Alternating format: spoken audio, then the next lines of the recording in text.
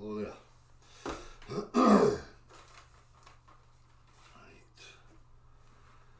Let me see here.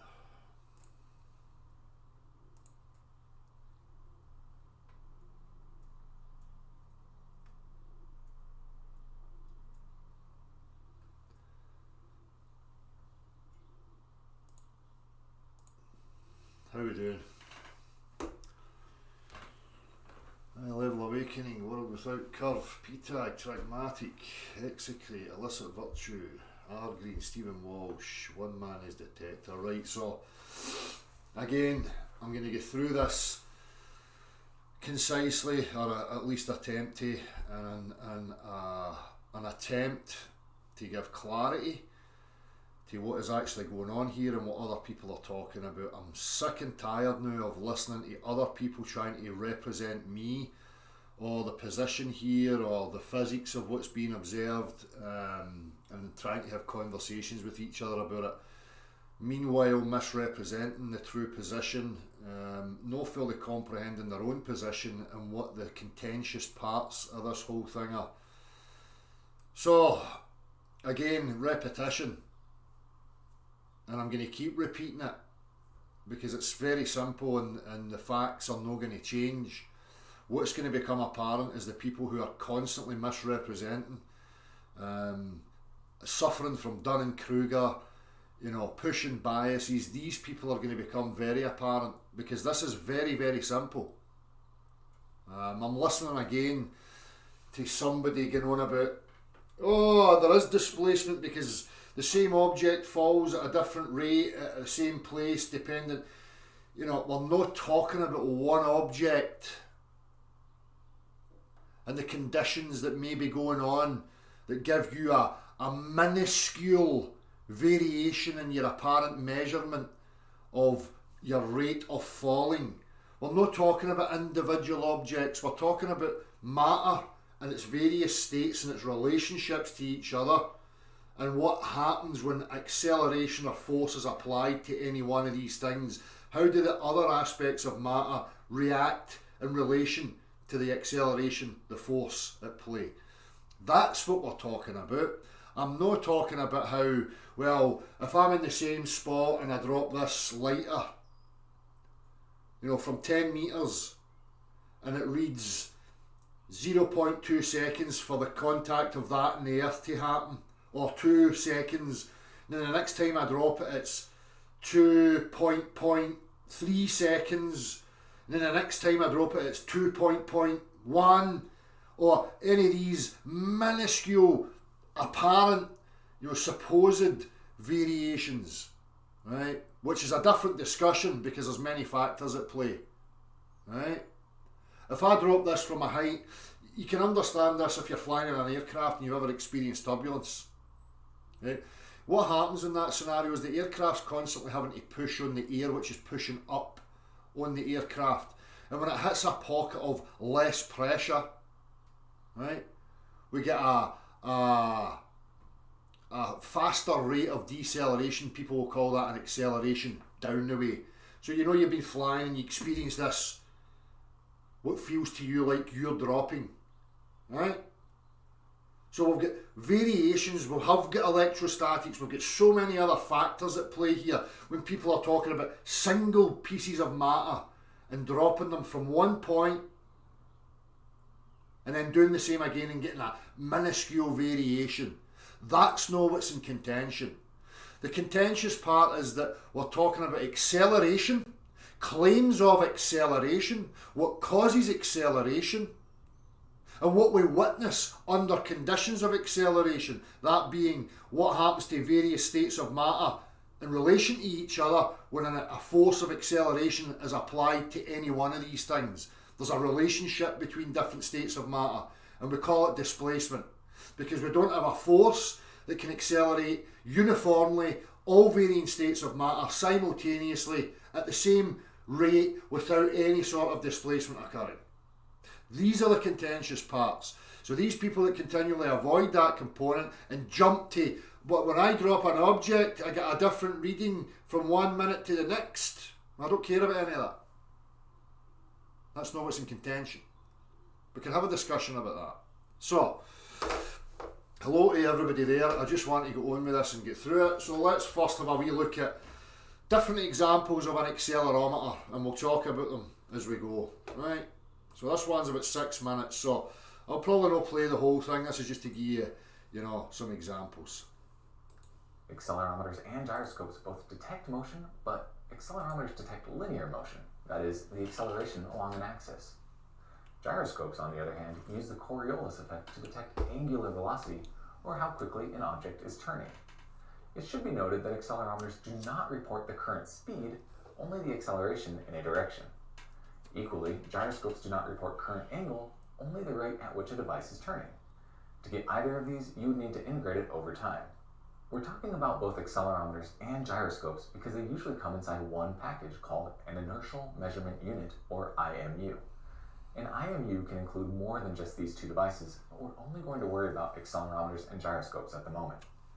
The amazing thing about an IMU, though, is how it uses microelectromechanical systems, or MEMS, that combine mechanical and electrical components into structures that are only a few microns across. The use of this incredible technology allows many different sensors to be included in small, highly portable packages. Accelerometers that use capacitive sensing are made up of microscopic structures similar to this, with several key components. First, there's the proof mass or seismic mass, which is an H-shaped structure with sense fingers extending from it. This proof mass is tethered to the substrate at both ends and can move back and forth between the tethered ends. Electrodes are structures fixed in the substrate and remain stationary, unlike the proof mass, which can move about when there are acceleration forces on it. It's important to emphasize that proof mass and electrodes do not touch together, but form a cone-like structure. If you recall from our Introduction to Capacitors tutorial, having two objects close to each other but not touching, like this, produces a capacitance. As a reminder, capacitance is based on a few factors, but for what's important here, one of those factors is the distance between the different plates. The closer the plates get without touching, the greater the capacitance. If they move farther apart, the capacitance goes down. Keeping this in mind, let's take a look at a circuit made up of two stationary and one free-to-move metal plate. Together, they form what is called a differential capacitor. In this differential capacitor, we measure the difference in the charges that form in the bottom capacitor, the bottom and middle plate, and the top capacitor, the middle and top plate. If we apply voltage to both the proof mass and the electrode while the sense fingers are perfectly centered, they'll have an equal buildup of capacitance. Now, if we move the middle plate closer to the bottom plate, the capacitance of the bottom capacitor increases while the top one decreases. This is exactly how an accelerometer works. As the accelerometer moves back and forth, the charge stored between the fingers changes. So again, you can see it's a relationship between different mass, okay? Where one being stationary in relation to the other one. So this is where we're going to get the reading. Again, because this is how an accelerometer works, and we have natural accelerometers, which we'll get to in a minute. The fingers get closer on one side, increasing the capacitance on that side, while the fingers get farther apart on the other side, decreasing the capacitance between those two plates. The change in differential capacitance is then recorded and passed through charge amplification, signal conditioning, low-pass filtering, before it gets converted to a digital signal using an ADC. In this way, these changes in capacitance... So again, we're looking at a digital version of an accelerometer, but again, the mechanical aspects are still the same. ...are measured and used to quantify the amount of acceleration they're experiencing. While there are other technologies, capacitive sensing is widely used due to its high accuracy, stability, low power dissipation, noise immunity, and generally simple physical structure. But even with their benefits, sometimes the motion can be very hard to detect using a single differential capacitor. This makes it necessary to use multiple movable and fixed electrodes, all connected in a parallel configuration. This allows the system to become more accurate and sensitive to changes, but an exclusively parallel configuration would only let us sense motion in one direction. To detect motion in multiple directions, we need to mount the sensors within the accelerometer in multiple directions as well, at 90-degree angles to each other. So you just see here, obviously this is in one axis, this is in another axis, and this is in another axis. Because under these principles, at any point of acceleration, we get a displacement between varying materials or the structure that we've set up here in order to detect that one being rigid and stationary within the reference frame, the box or whatever it's sealed within, with components amongst that are free to move. Okay? Now we can detect motion in all 3 dimensions. Now that we understand how these work in theory, let's see what the output looks like from a real IMU. I have a low-cost NPU 6050 attached to an Arduino Uno here that is outputting the acceleration to my laptop. As you can see, it is still measuring an acceleration downward in the form of gravity. So here, this is another one of these contentious points, an acceleration downwards. So this is their interpretation because of the bias, that being that it's a globe Earth and that gravity is the concept to explain and hold the globe Earth together. So they are required by default to have a downwards acceleration.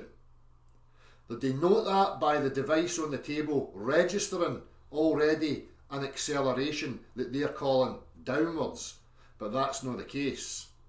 Anybody, again, you can see your rigid structure would be your bottle. Within that, your 2 components would be air and water, both fluids, one liquid, one gas. Okay?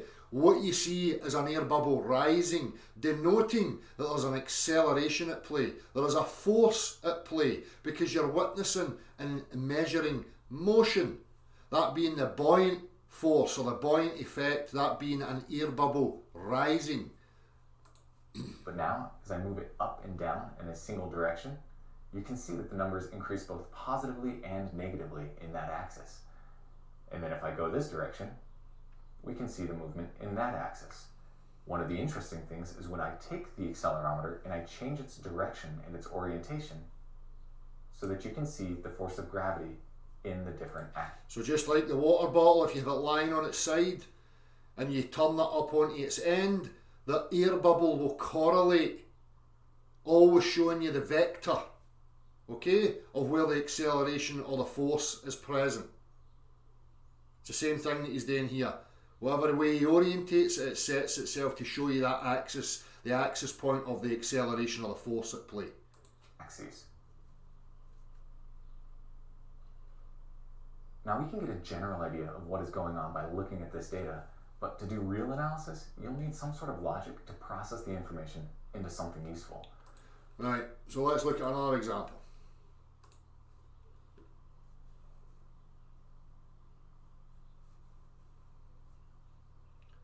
So here we've got a cork suspended in a jar of water. Obviously there's a buoyancy to this and it's showing you the vector because it's vertical. So the vector is vertical, 90 degrees to the horizontal. It's the plumb. Okay? Because this is a buoyant piece of matter, when it's accelerated in that direction, what way do you think that's going to move?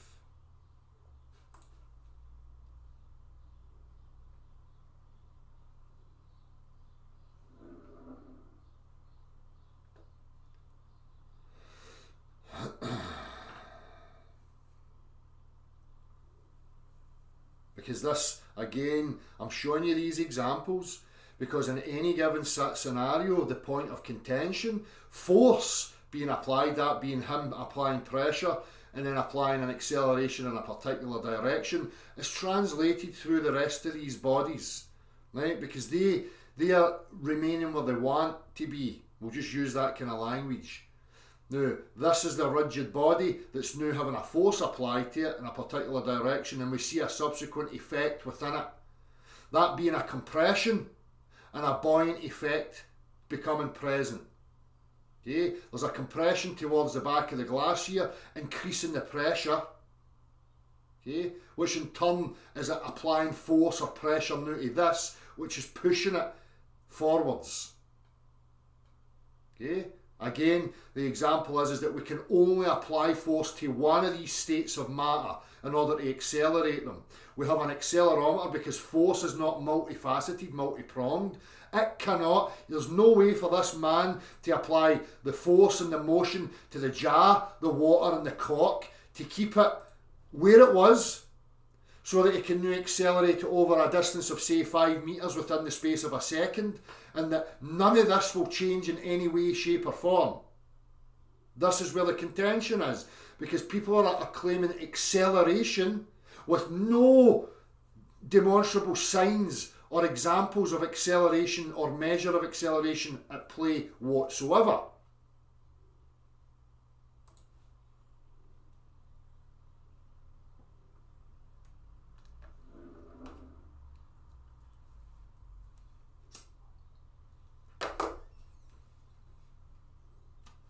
Yes, I could just explain what's going on. The water within there remains where it is, and there's now a force applied to the jar surrounding it. That now transfers, that motion transfers where that stays rigid, and it compresses here towards the back. There's a compression of resistance which causes a pressure increase, which translates to the cork now being forced in the forward direction. You can orientate this in any direction you want. Again, this is another aspect of the position here. This can all be inverted in any direction and witnessed in any vector. 360 degrees, three-dimensionally, any vector.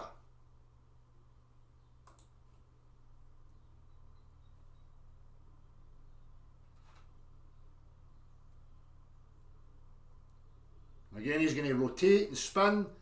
What's your prediction? What way is the cork going to point?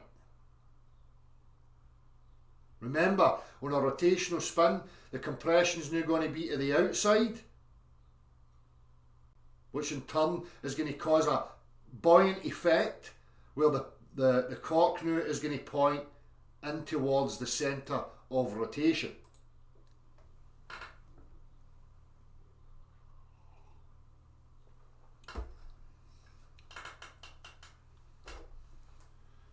You can do the same with candles. If you put candles on a rotating frame, the candle, the direction of the flame will point towards the centre of the rotation also.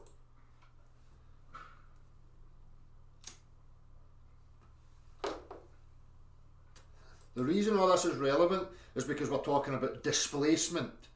Displacement, that being that it's relative in regards to states of matter and the relationships between each other when force is applied to them. This is what we're talking about with displacement. This is how we detect acceleration. Again, same as the other example. There is no way this man can now apply the motion of his body and make it attached to the water, the solid, the cork within it, and keep them orientated in the position they were at the beginning. Because that's not how force and motion operate. That's not what happens with different states of matter and their relationships to each other under conditions of acceleration. More examples of simple accelerometers. One you can make yourself. So I'll just skip this forward. 10 degrees. This is basically just a protractor. No, a protractor. What am I talking about?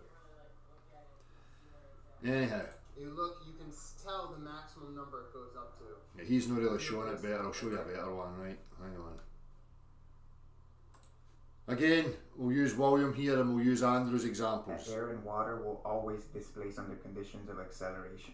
This is observable, measurable, testable, and repeatable. Again, this is the difference with the people like here, the people like us who operate from reality. Everything we talk about can be shown by practicality. Now we're asking these people who are claiming acceleration uniformity, not a uniformity like people at Witsit want to rattle on about, where I drop one piece of matter and I get a different reading at a different time of the day from the same height and the same position. We're talking about the relationship of various states of matter and the relationships to each other when acceleration is at play. Okay? This is reality. This is what actually happens. So when we're hearing acceleration uniformly, people like Witsit, the stationary flat earthers, the electrostatic, electromagnetic pushers, the gravity pushers, they all want you to believe that there's some force that can achieve this acceleration without any of this showing any signs whatsoever that there's a force present. acceleration. They want you to believe that. They have no grounds for it other than word salad, misrepresentation, straw manning, red herrings. They are avoiding this like the fucking plague. And I'm going to keep rubbing salt in the wounds, and I'm going to keep pushing it until people grasp it and accept reality for what it is. Because reality is not going to change depending on your sophistry. How refined you get at your sophistry, or how elaborate your word salad is, or how you try and paint pictures in people's minds by using misrepresentations. That's not going to change any of this. This is the bare facts. This is detection of acceleration. So any human being, any being for that matter, claiming acceleration, it must be witnessed. No human being gets to request uniform acceleration of gas, liquids and solids because they do not have any practical reference for that. None. Which I will show you very soon. Electrostatics and electromagnetism. You can recreate this for yourself. The air bubble will always be... Again, this can be inverted in any direction, any directional vector, 360 degrees, three-dimensionally. So if William here was to now angle that cat up at 45 degrees and start accelerating it through the air at 45 degrees, you're going to get a straight line vector that's going to be witnessed and shown by the motion of the air bubble. That being that the air bubble is now going to move diagonally in that direction, showing you the buoyant effect, the buoyant force, showing you the direction of acceleration. If he wants to turn it and go 45 degrees in that direction, the air bubble is going to correlate to that motion vector. If he wants to do it down the way at 45 degrees, the air bubble is going to correlate and go at a 45 degree downward angle towards the direction of acceleration. Pushed in the direction of acceleration 100% of the time. If you claim acceleration in free fall, the air bubble should be pushed down in the alleged direction of acceleration.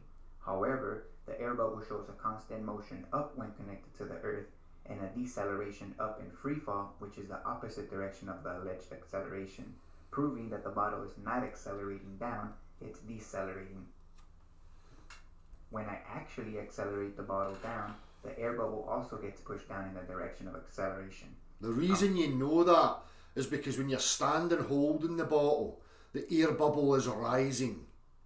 There's a motion present. It's showing you the direction of the force that's being applied, that being from the bottom, through your feet, through your body, from the earth. It is showing you the motion vector. Again, I can invert it in any direction and show you it. I'm only able to accelerate down for a brief second because I'm also connected to the earth. In order to... Yeah, and you see, as William applies the downward acceleration, the bubble's starting to move. Okay? If we had the situation which Andrew has hopefully here in his videos, when we accelerate it with more acceleration downwards, you see clearly the bubble accelerating towards the bottom of the vessel. Let me just come back here because I've just received a message probably from Andrew.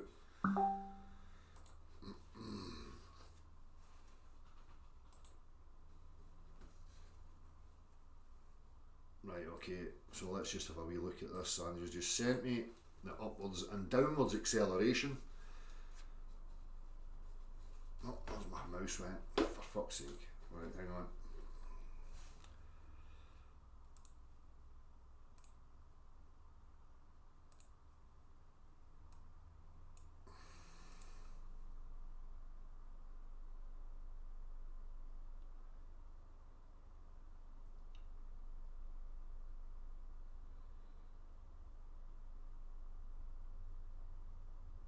So, as you see here, obviously Andrew's got this orientated upside down. So, what you're seeing here, obviously the ground's here. This air bubble naturally, as Andrew's holding it, is being pushed towards the sky, showing again the upward vector. And what you see as it actually starts accelerating towards the ground is the air bubble will move in that direction. Clearly you can see it. Just go back again, right to the point. So if you can see it here marked on the ruler, roughly at 9 inches there. Now it's at the 10-inch mark towards the ground. That is what it looks like when there's a downwards acceleration. That's what it looks like when there's an acceleration in any direction. So anybody professing acceleration in a particular vector, we would witness that with an air bubble or a cork or anything else that can be shown as buoyant. But again, without the force present, we will see that there is no buoyant effect, as I will get to in Andrew's example of the ping pong ball attached to a spring.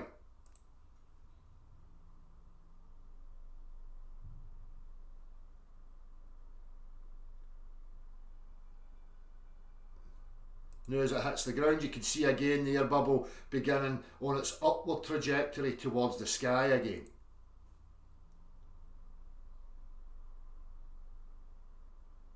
Same again here.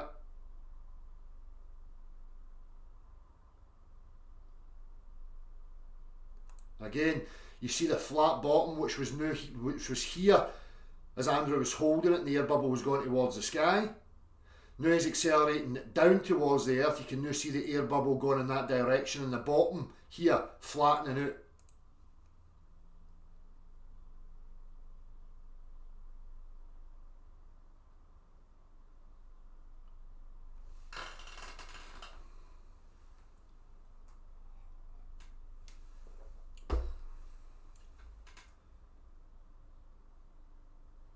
So again here, now remember it's just because our camera's orientation is different. Andrew's holding this, so the ground's here, the sky's here obviously.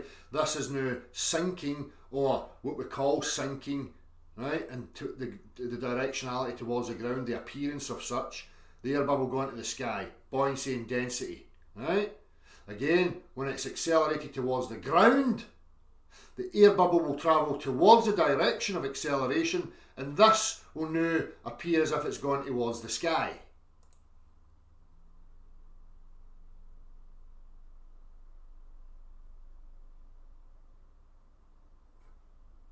Yeah. Now you see the inversion.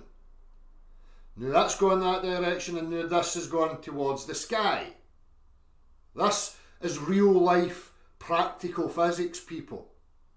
When we talk about stuff, it is backed by practical reference. We are inverting buoyancy and density here in its motion vector. We can change the orientation of that vector 360 degrees three-dimensionally. And we can recreate the pressure and the density gradient in any one of those 360 degree vectors.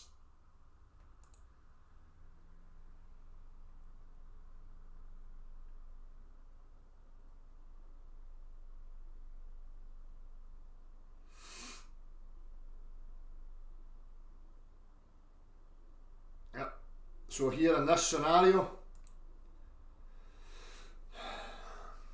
we have the buoyant effect present.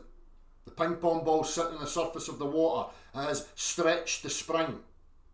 Showing you again there's a force present. Now, when Andrew adds to that motion vector that's already there, that being upwards, and applies more force to that, you see the buoyant effect increase. The spring becomes stretched. Check it on the ruler. Check the gap between the bottom of the ping pong ball and the marker 50. Okay?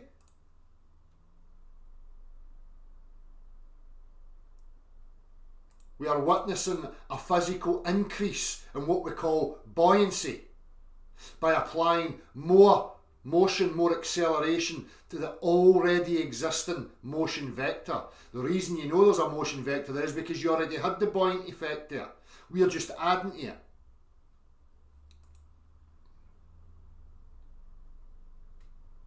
Again, you see that in free fall. If this system is now let go in free fall, there would be no buoyant effect. The reason you know, and why you know the force is no longer present, is because the spring now contracts, dragging the ping pong ball under the water. going back to its natural form, and there is no buoyancy present anymore. Because there's no motion, there's no force vector present anymore.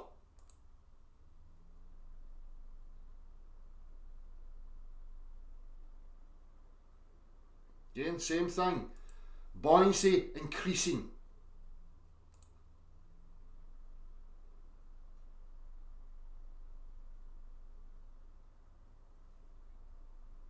Okay.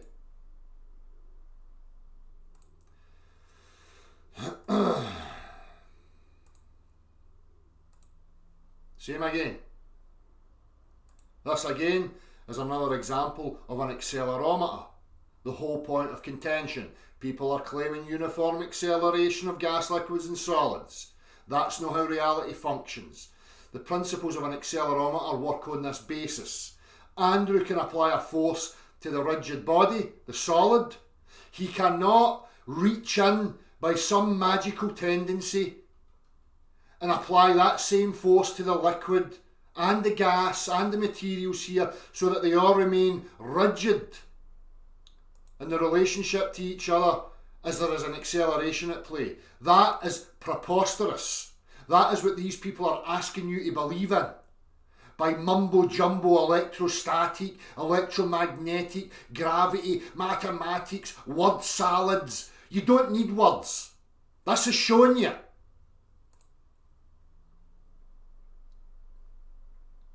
Again, every single time you're going to see buoyancy go in the direction of acceleration. Whatever way Andrew accelerates that, the air bubble correlates, the ping pong ball correlates.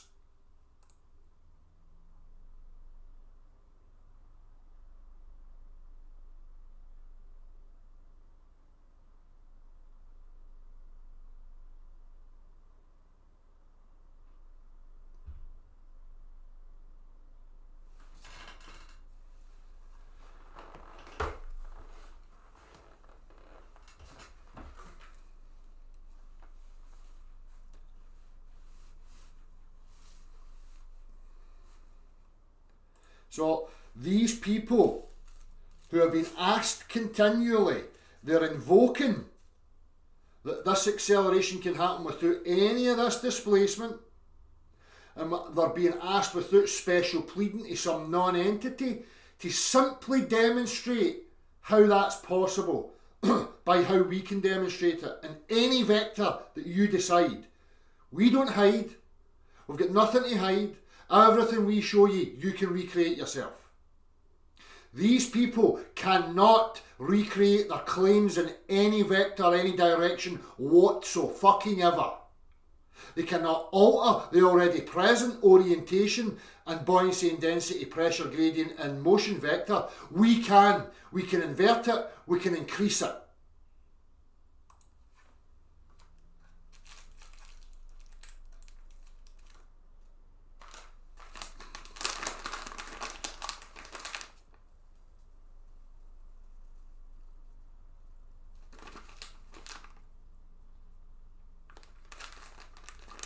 Right, let's see.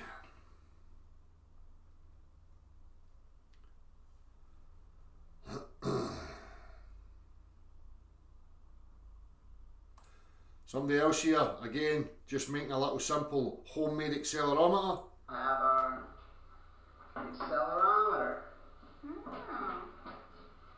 And it's ready. Because, and this again is the bit that people miss, force is not a multi-pronged, multifaceted thing. Force, when it's applied, in this case, the man's hand pressing against the solid body that is the glass container, shows displacement, because we do not have forces that can accelerate uniformly. That being, again, that he can somehow accelerate the container, the liquid and its contents without any movement in relation to each other.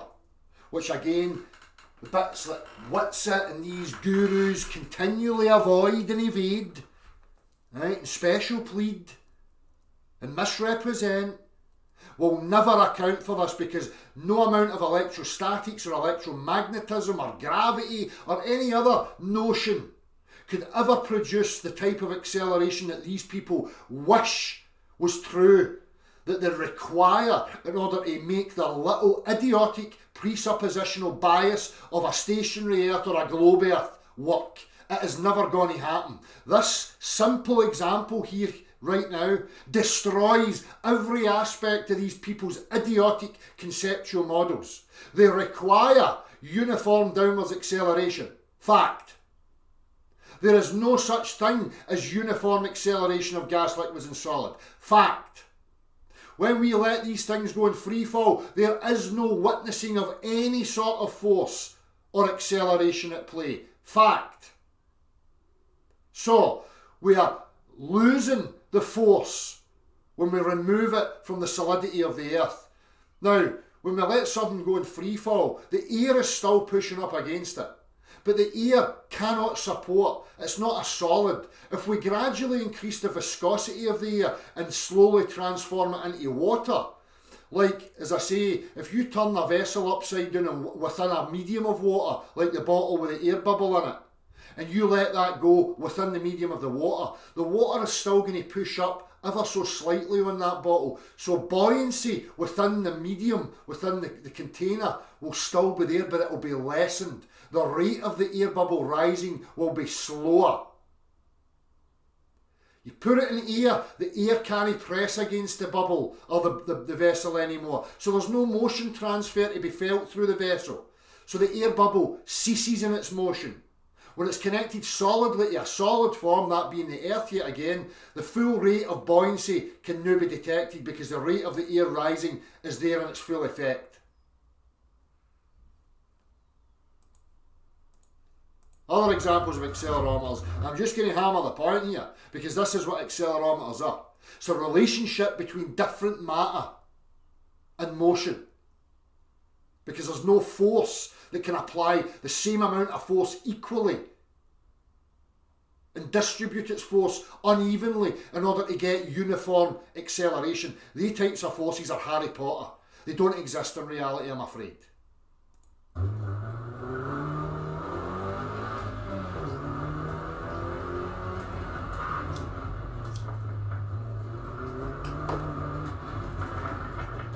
So you can tell by the motion of these things what way this vehicle is now travelling in because of the displacement.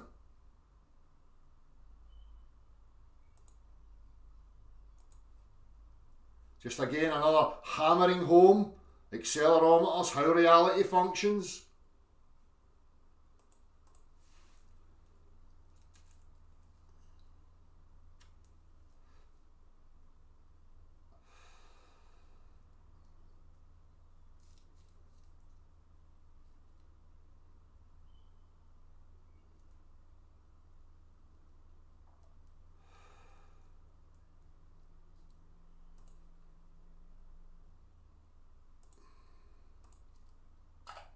An accelerometer is an electromechanical device that can convert mechanical forces such as motion, vibration, and shock into an electrical signal that can be measured and recorded. So remember that. They're going by the analogue, the mechanical, the displacement of physical matter. Right? That's now being transmitted through the digital. The industrial sector, where vibration levels must be monitored to ensure that machinery is operating at peak efficiency. Piezoelectric accelerometers are the most widely used vibration sensors out there. There are many different form factors among piezoelectric accelerometers, but the one thing they all have in common is the piezoelectric element. Here's how it works. In this industrial vibration sensor, the piezoelectric element is attached to a weight called the sensor mass, forming what's called a spring mass system in the sensor. When vibration is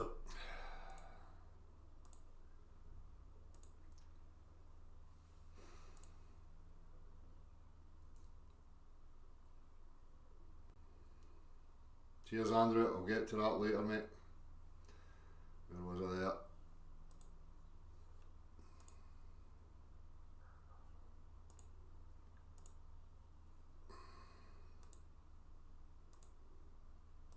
Yeah, I'm just hammering this home. You know, people need to comprehend why accelerometers work and why there's so much contention from us in regards to claims of acceleration, because we're not seeing displacement. Again, the displacement's about the relationship of materials, you know, with each other under the conditions of an acceleration, so within a vessel. And when acceleration is applied to that vessel, there's a rigid part here, and there's components within that move, and that's how we detect the acceleration. Applied to the system through the base. The mass produces an alternating force on the piezo element, which produces an electrical charge proportional to the vibration velocity and frequency. An integrated amplifier converts the charge into a usable voltage signal that can be read by a vibration meter. Because of their wide frequency response, good sensitivity, and easy installation, piezoelectric accelerometers can be found in many... Oh, no, that's not what I want. Did I get this one? Yep. Done that. Done that. And I'm back to there. Right, let me just come back just now.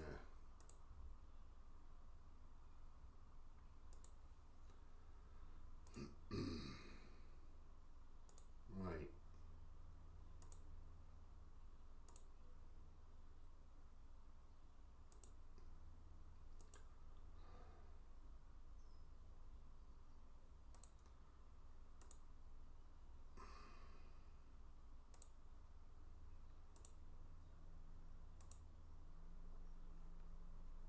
Right.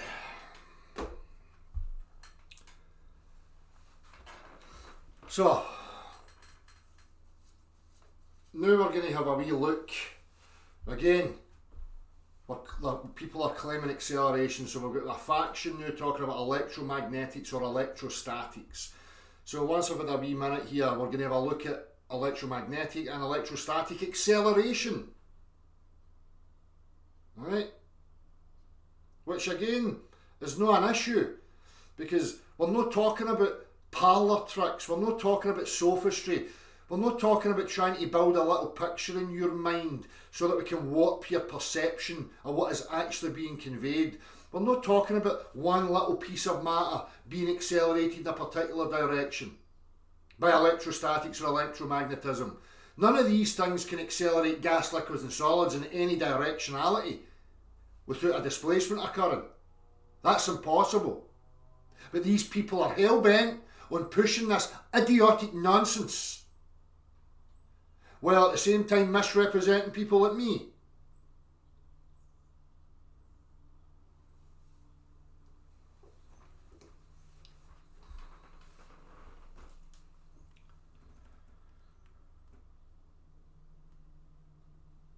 So, any questions so far? Do we comprehend force? I don't even need to get into force, right? Force is a push. Something pushes on something with a certain magnitude, amount of push, if you like, in a particular direction, a vector, right? So motion acceleration happens because something pushes it in a particular direction. If we have two different states of matter within the vicinity of each other and we push something like a solid, then we're going to see a displacement between the relationship between the two different states of matter. In these cases, gas, liquids and solids. Okay?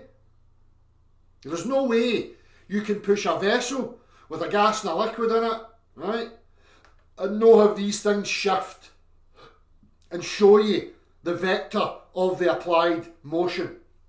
Okay? So as we've shown you numerous times, get a bottle with water in it and an air bubble in it, apply force to it in any direction you like, and the air bubble will correlate towards the direction of acceleration through that axis. That's your vector. So when we sit here and we have a vessel sitting and we see air bubbles rising, we know we're in a motion environment. We are witnessing motion. You can see the air bubble rising. So the air bubble's rising, dictating and showing you the direction of acceleration.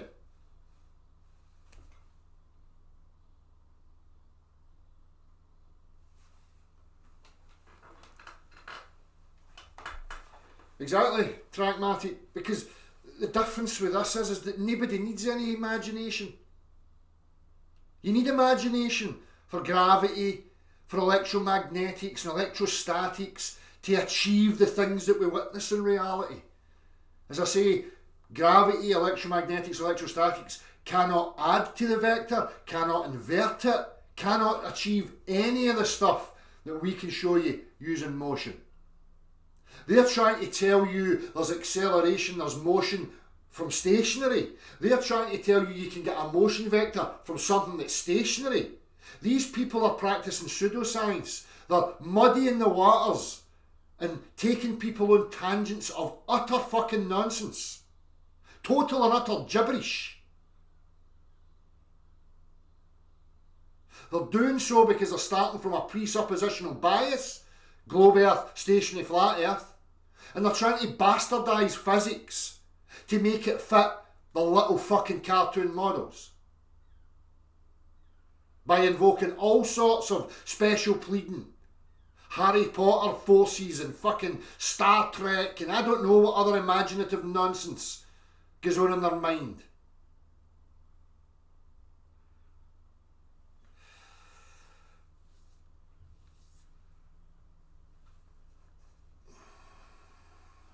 Exactly, Eric. Exactly. They want motion without force. They want uniform acceleration.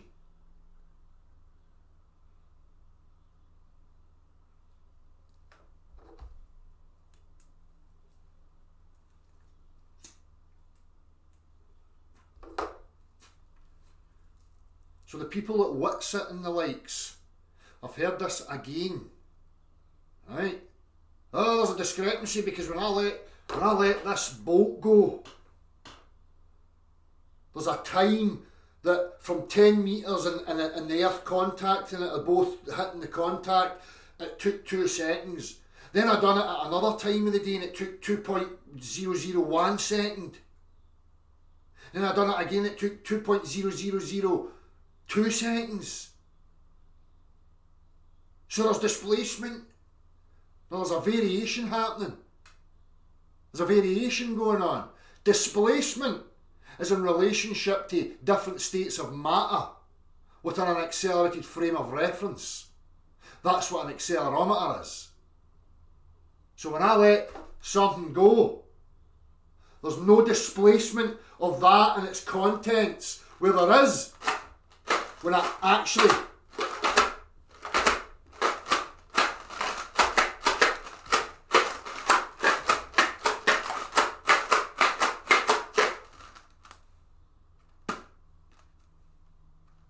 note the difference. Downwards acceleration, apparent claimed downward acceleration,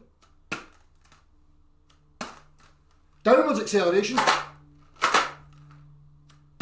claimed acceleration, actual acceleration,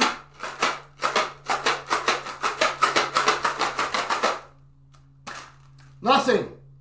No displacement. That's because it's all moving uniformly at the same rate towards my earth.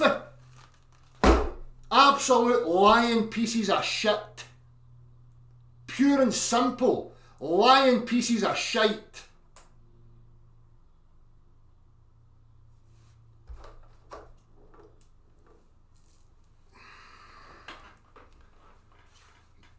It's that simple. Acceleration. Can you hear that? That's you're hearing the displacement of its contents. Downwards, downwards, downwards. Now comes along stationary flat earthers, globe earthers. Yes, there's a downwards acceleration. Where? That's downwards acceleration. That's upwards acceleration. That's that way acceleration. That's up. Any direction of acceleration. What do we get? Displacement.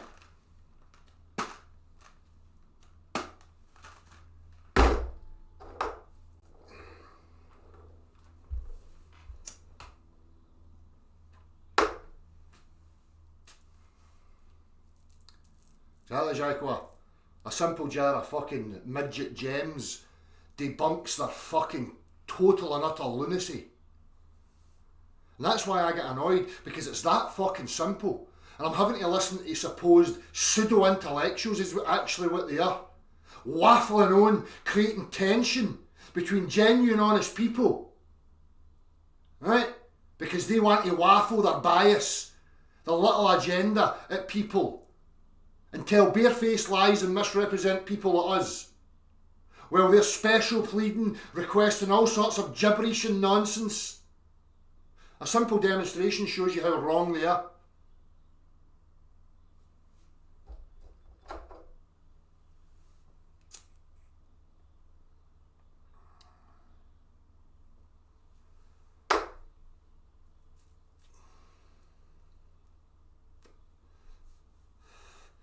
Peer reviewing. Here's the peer review. It's practical.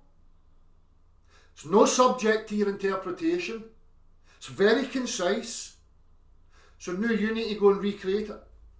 Now you need to go and let things go into free fall and see how you can rectify and still be claiming for an acceleration at play, because there is none. Downwards acceleration does not exist, never will exist. It's nonsense.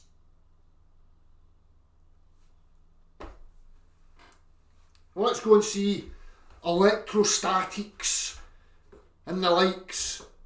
Alright. Let me see here, I'll show you what I'm searching, right.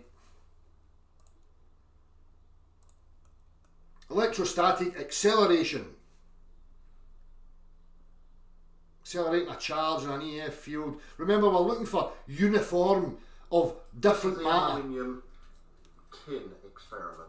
And what I'm going to do is put these little cake tins on top of the Van de Graaff generator. Now my family have been furiously eating these to give this a good go.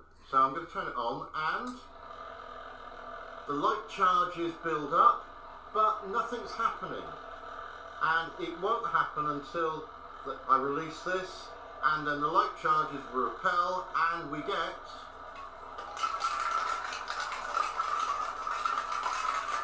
Right, so something like that's no different from a blower under there blowing stuff up the way. I'm not an expert in electrics or any of that stuff. It's an avenue I've not explored fully. It doesn't matter. I know for a fact there is no electrostatic or electromagnetism that can uniformly accelerate gas, liquids and solids without any displacement. What you're seeing here is like something pushing these things up and out. The same principles. There's a push at play.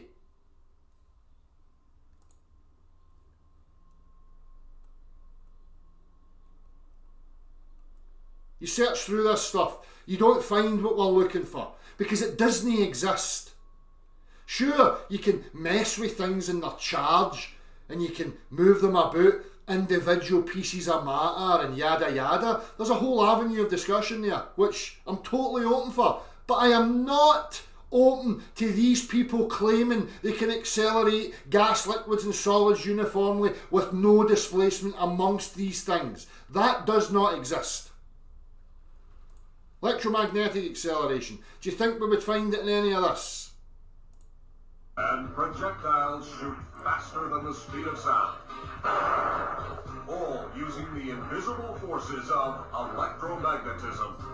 Learn how it's done in the latest adventures of Plasma. Michigan Tech, much more the lift and weapons, of course. This ruler, the first sphere is a magnet, and every sphere under tape is also a magnet. When I let the So what we would need to see using electromagnetisms or any of these things is, you know, have one of these hollowed out with water in it, or even a vessel attached to one of them with water and gas in it. And then apply your electromagnetism, your electrostatics, and show us it all accelerating uniformly where nothing displaces. Because that's what you're claiming. That's your claim. You're claiming that when I let these things go in free fall, they're all accelerating at the same rate towards your stationary Earth or your globe Earth. Now you use whatever imagination or whatever you invoke and demonstrate it in a practical fashion.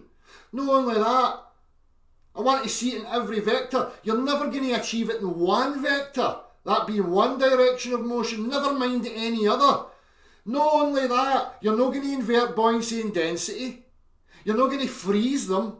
You're not going to be able to achieve any of that stuff. Do you know why? Because that's not what's responsible for the conditions that we're talking about in actual reality. It's motion that's responsible for that, demonstrably so. The motion is the motion of the earth, whatever the fuck that is.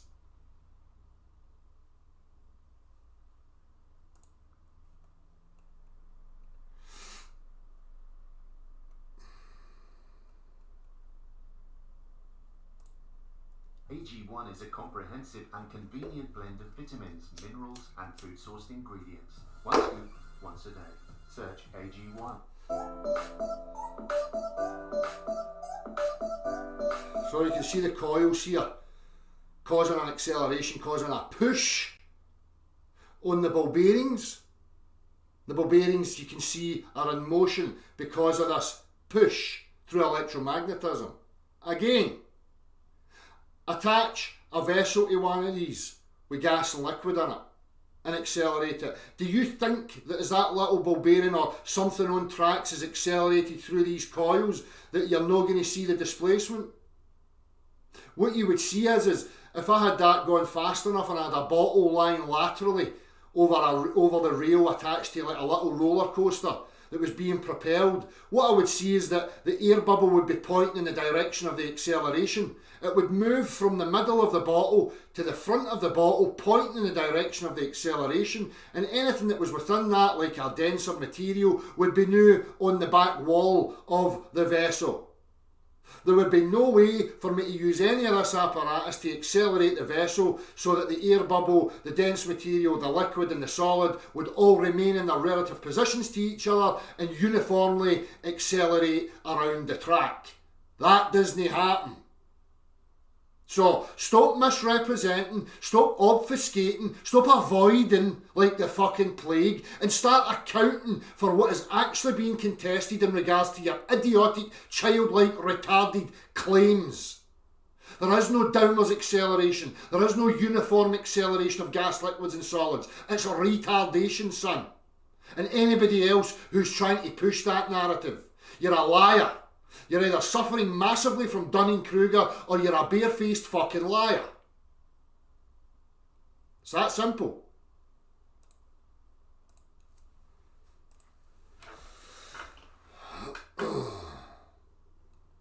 But when I drop my ball bearing, there's a different reading by the time with the earth connecting to it, and when I do it again, who cares? Who gives a fuck? Not related to the contested points at all. Just another sophistry. It's like, remember the sophistry of the globe earth when we talked about water being level and they would utilise an image of a droplet on a leaf. Look, water bends, it's curved. This is exactly what Witsits and these people are doing. They're taking a little parlour trick and trying to implant that image in your mind and make it stick as if it's relevant to what we're actually discussing in reality. That's not what we're discussing.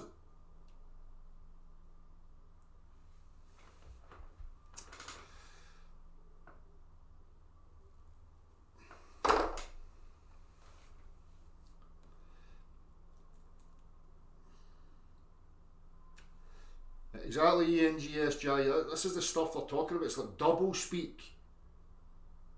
It's all accelerating, but there's no force present. It's stationary, but there's acceleration. There's a vector, but it's stationary. I mean, it's so contradictory from one statement to the next. The antecedent to a directional vector is motion. How do you establish a vector? That being a line of motion, a magnitude, how fast something's going in a particular direction. When it's stationary, you don't have vectors. Stationary things don't have a vector. It's so, I mean, these flat earthers don't realise that these people are taking them through the gutter, running them into the gutter and making a mockery of the whole fucking thing. And they're sitting there cheerleading and patting their gurus on the back because they don't comprehend what these people are saying to them. Well, they're being dragged through the mud and made an example of because they're too fucking stupid to accept reality for what it is. because they don't want to go against their elected leader. It's a shambles. It's embarrassing. Stationary gives no vector. You don't get motion from something that's stationary. Something stationary, how do you establish a motion vector? You don't. We establish a motion vector because we see an air bubble rising. So when I accelerate that and you see the bubble correlating to the point of acceleration, then you know that there's an upward push of the earth because the air bubble's fucking showing you it. It's that simple.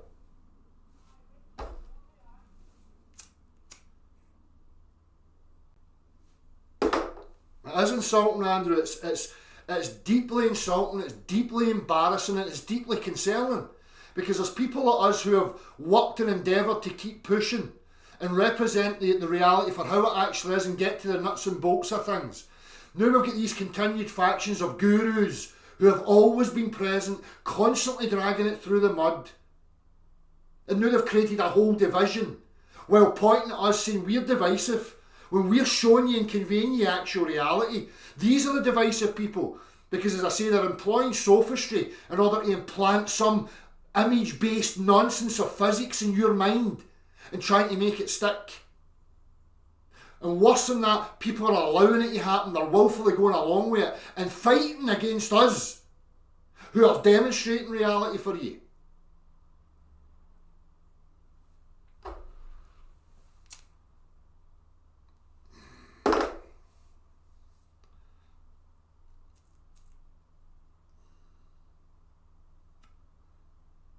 That's exactly it, one man is detector.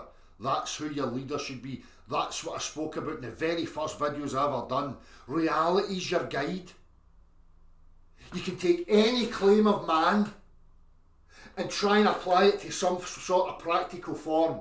If you cannot take the word salads from man and translate it to some practicality, it's nonsense. It's that simple.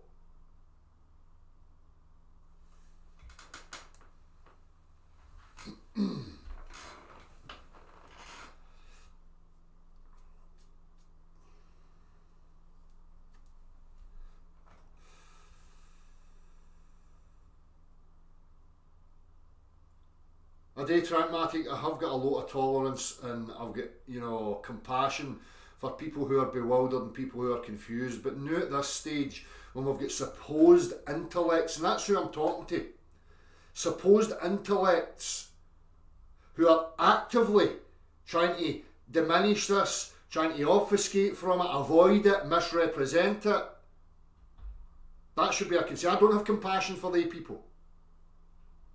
I've got nothing but contempt for them.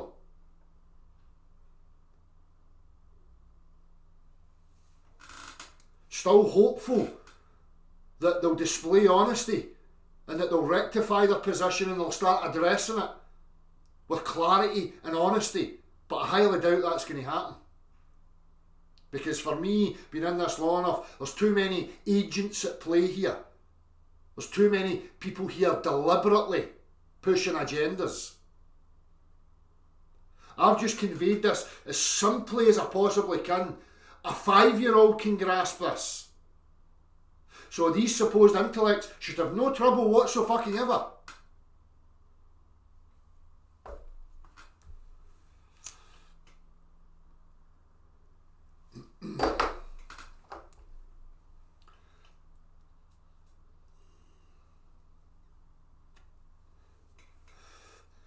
The ball earth is just as nonsense as a stationary earth. This one thing just absolutely obliterates them.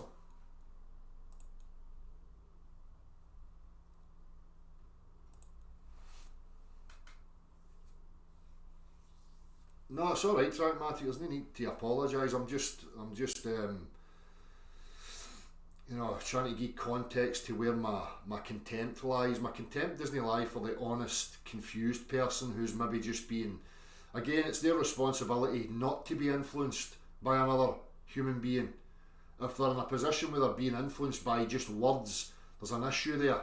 And I have got tolerance for that because I get where people can be. But these people who are putting themselves up there as priests and gurus, Nothing but contempt for them. That being their content. I don't know them on any personal level, so I don't have any gripe. I don't have any sort of emotional angst towards them in any sort of personal sense. The content that they're offering is total and utter nonsense. Demonstrably so.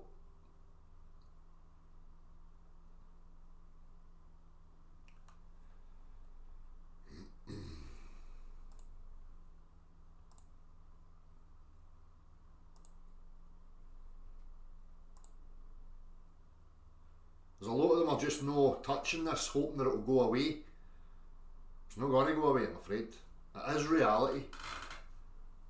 And it's not my fault that you don't want to accept it. It's not my concept, or Andrews, or Williams, or any of these other people. It's nobody's concept. It's not an idea, a belief. It's just reality.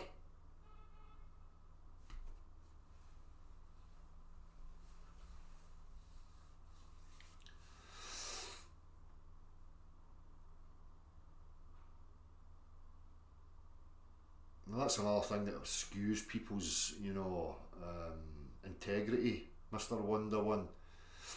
They're operating from a social position, where it's all about, capital gain for them. So they're playing the game. I don't want to upset my audience, because that, then in turn affects my revenue stream, my revenue flow. So I'm just going to either avoid it, or I'm going to hand wave dismiss it and offer some word salad, because I'm gauging that my audience don't want to go there. So I don't want to do that, because my main priority is my own gain and getting what I can for myself. Know the truth. Because if it was just about truth, it'd be very easy for these people just to convey exactly what's being shown, openly and honestly discuss it and present it, but they don't.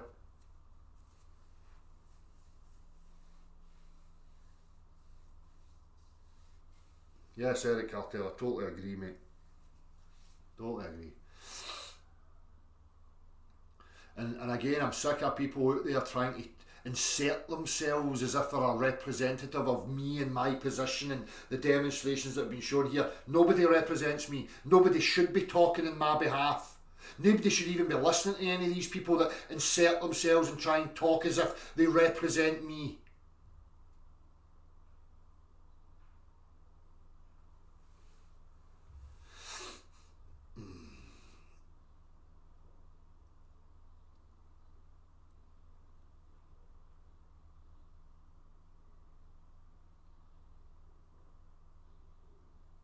No, that's not what, Robert, that's not what I conveyed to you.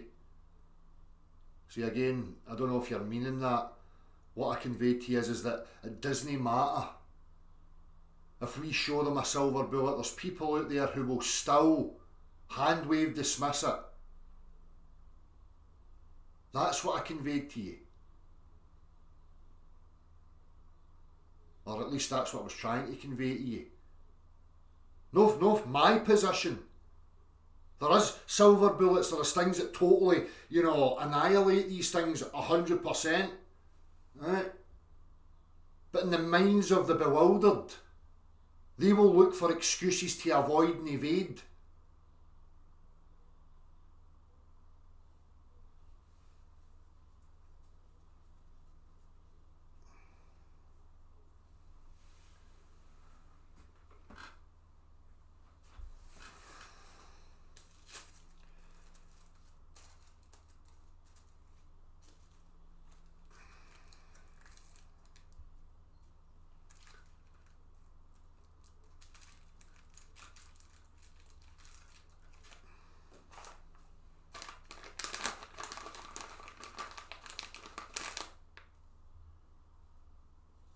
Robert brought forth, the float glass production and the physics, behind it.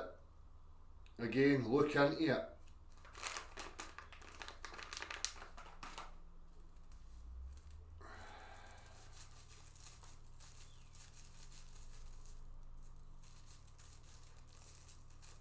So there are silver bullets out there, but what you're going to get unless it's an honest person, then the silver bullet will take its effect. But when you're dealing with fucking bewildered, willfully ignorant morons, you can show them silver bullet after silver bullet after silver bullet, they won't accept it. Because as I say, there's people here who are hell-bent and deliberately pushing an agenda, and they're just going to avoid and evade everything that goes against their agenda. That's the fact.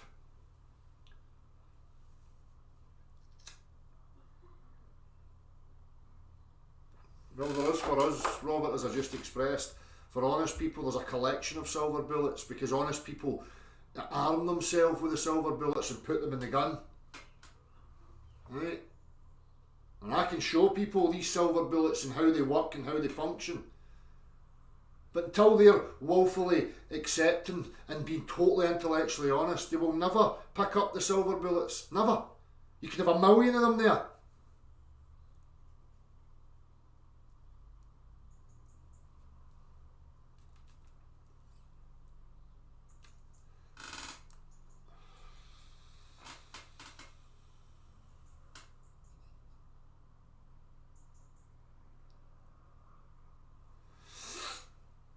Just the context of what we were talking about, Robert, that's all. It's just miscommunication, mate.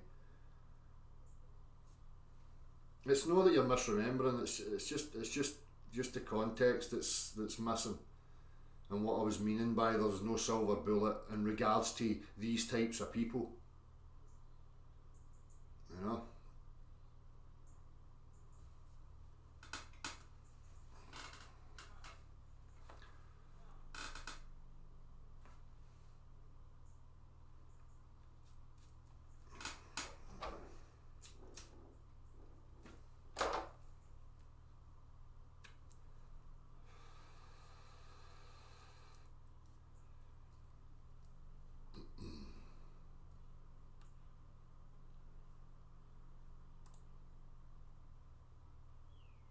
Factor, cheers for messaging me and letting me know about these people waffling their shit. I appreciate the heads up. As I say, I don't really pay any attention to them, so I would know that I'm being spoken about or the positions being misrepresented or any of that stuff. You know? Again, the proof's in the pudding. I'm not sitting here misrepresenting these people. They're the ones that have got these claims. And then making claims like that's not what they claim. It's simple. If I let that go and there's no signs of acceleration, it's your default position on a stationary Earth that all this and its relationship to each other has to be accelerating uniformly towards it. It's now your burden to justify that belief, because it's a belief in fairy tale nonsense, an extraordinary belief, an extraordinary claim. That you don't have even a minuscule semblance of anything that represents your claim. Nothing. Whereas us, on the other hand, we've got everything. We can represent the claim in any motion vector, any direction. We can invert the pressure. We can invert buoyancy and density. We can invert the gradient in any direction. So who's telling the truth?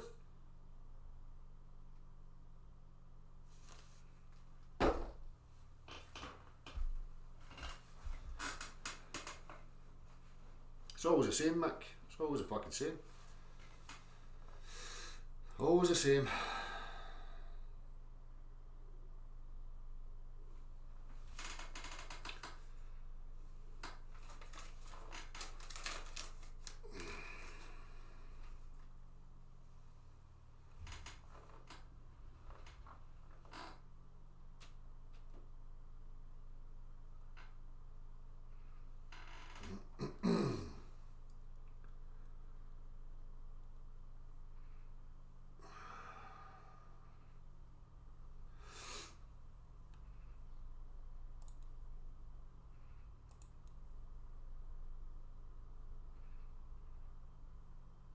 Aye, how many times have we seen this, Andrew, with flatzoids and that in the world?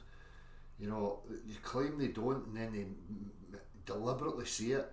Oh, when you let it all go, it's all in disequilibriums and stuff and reasons, and It is all accelerating uniformly towards the Earth because it's out of equilibrium with stuffs and words and I'll say momentums and I'll say other idiotic words that have no relationship to anything and just waffle. And then in the next turn of breath I'm going to claim, I don't claim there's uniform downwards acceleration. The other day, again, I don't even care about their claim. It's a default position. Globe Earth, stationary Earth. You require uniform downwards acceleration. So, if you're out there professing stationary Earth and you don't fully comprehend it, I suggest you fucking stop. You're not doing yourself any favours, you're not doing me any favours, you're not progressing this in any way, shape or form, you're retarding it. You're allowing these people to drag it through the fucking mud.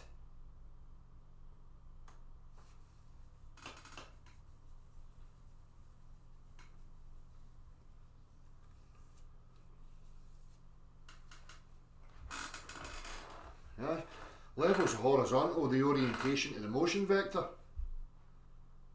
Again, looking at that, people in an ocean, if they've got no visual cue and it's dark, they lose their orientation, right? Because there's no weight on their body. The water that's pushing on them isn't enough to give them an orientation, right? So your whole system's now out of sync. You could be upside down in the ocean and not even know you were upside down in the ocean because there's no weight. There's no vector to you. Unless you had a visual cue and you seen an air bubble rising, then you would know, right, I know how to orientate myself visually and I'll follow the air bubble to the surface. Same in free fall, in air. You don't know. You don't have an orientation. The air can't push on you to transfer that motion through your body to your balance system, because your balance system's operating like a gyro, like a liquid gyro, same as why water's displaced and level, right? It's an effect of the motion vector. It's the 90 degree to the true motion vector, the plumb. That's the same for your balance system. When you're solidly connected to the Earth, it balances out and displaces on a flat, right? It's an orientation relative to the motion vector. That's what level is.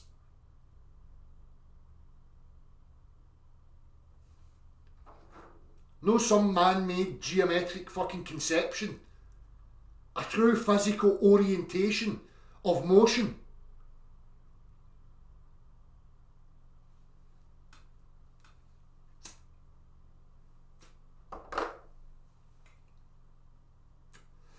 Hi Andrew, inanimate matter is all just behaving of its own impulses. Impulse. These people think you can just say words. Impulse. Impulse is a delivery of force, right? Motion. Intermittent, distribution of a force. Impulse. But they don't have a force. They want you to imagine that a stationary thing can impulsively move with no external force acting on it. It just moves because impulses and stuffs. RDD, it's relative density disequilibrium equilibrating with nothing.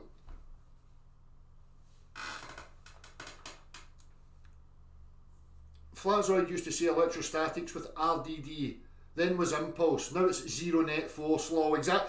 I don't even have a fucking clue what he's talking about. It has no cohesion whatsoever. None. It's not related to practicality, it's just gibberish. But he sits there all smug. There's people patting him in the back, yeah, Flatzoid, yeah. Well, they gub their Valium, yeah, Flatzoid. But still accelerating at the same rate with no net force law. He just says words and hopes something sticks. Exactly. Same as the rest of them. When we're talking about stuff, we've got practical integers that are related to the words we're using that are conveyed through the practical. Because that's where I have to be operating in the real world of practical, real things, so that I can listen to all this stuff that people are saying, all their gibberish. Then I can start trying to ascribe all this to something practical to see if it stacks up. And nothing at any of them is anywhere close. That's what I was talking about. It's embarrassing. It's cringy. I can't even listen to them anymore. A fucking laughing stock.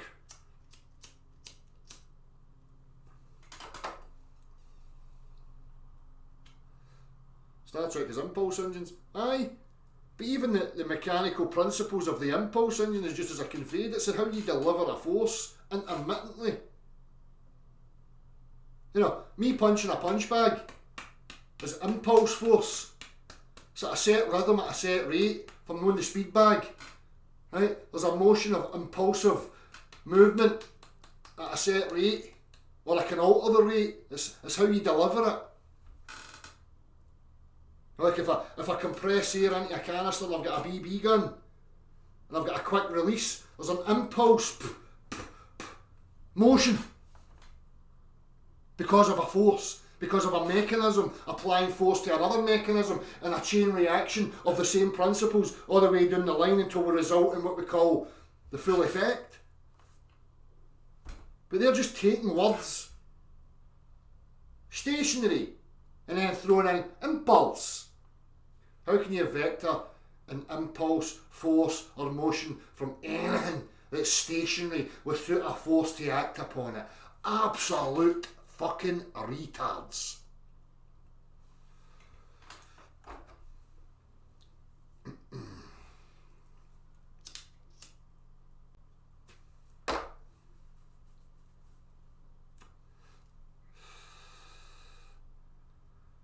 Impulse, boom, boom, boom, boom, delivery.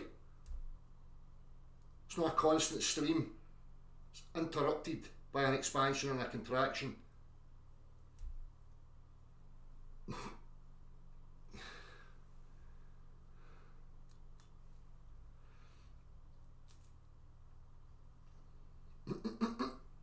Hey Robert,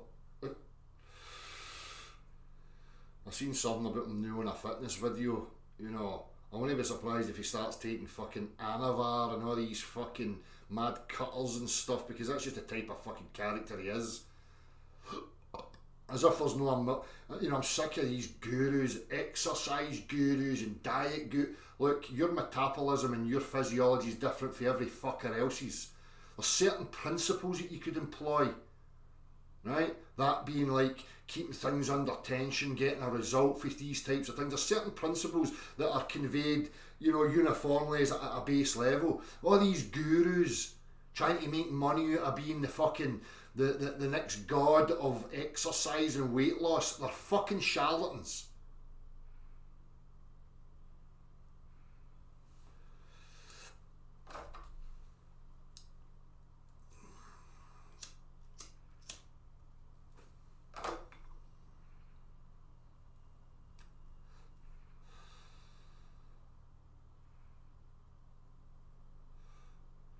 Exactly, Mick.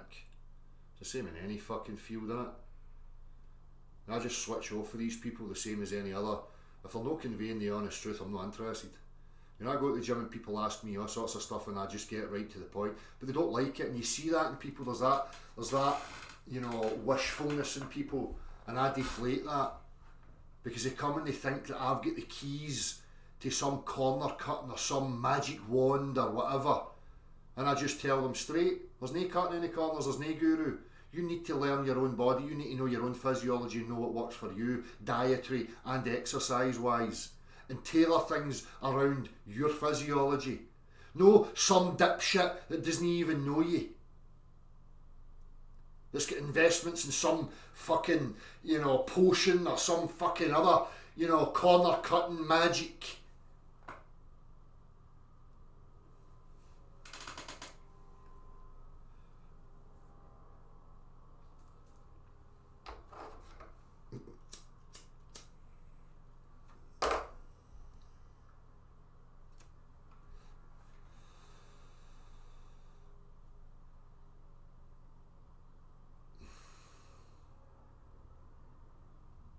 Listen to yourself, you know, as I say. I know my body. I know if I'm cheating. If I go to do an exercise and I'm not isolating a particular muscle and I'm not putting it under tension, I know I'm doing it. If I go and I want to work my biceps and I'm getting pains in my shoulders and I'm feeling stress in other parts, I'm not doing it right.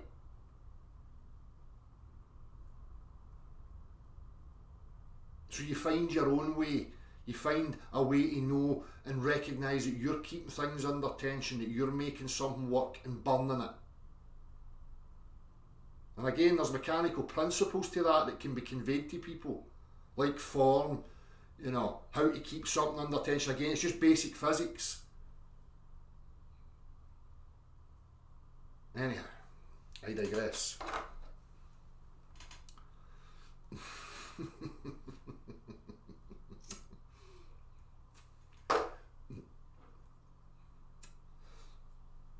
Fuck's sake, one man, I thought that was the only muscle I had right up into my 30s.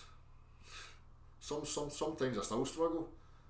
That muscle tries to overrule all.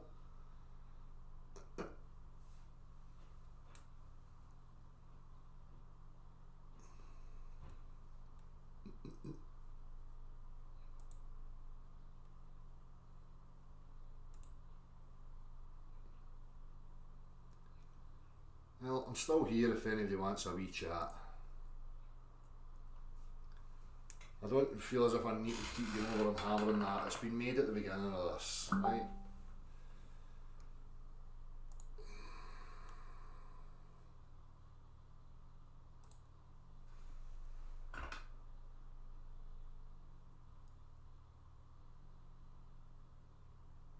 No, aye, that video, Andrew.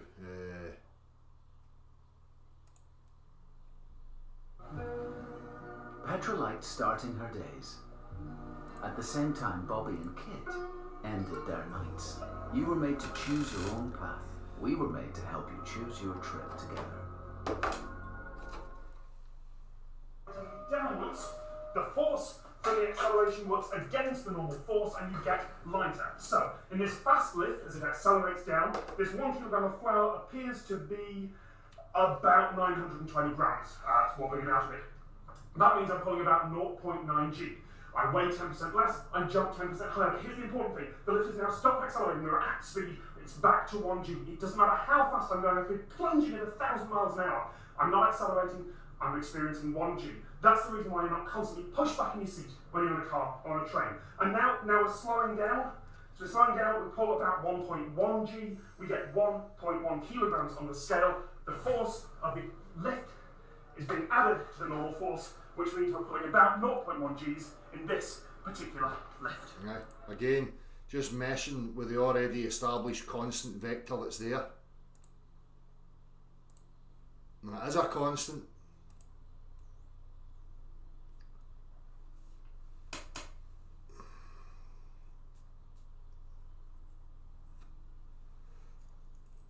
Right, I need to jump for a piss. I'll be back in a minute.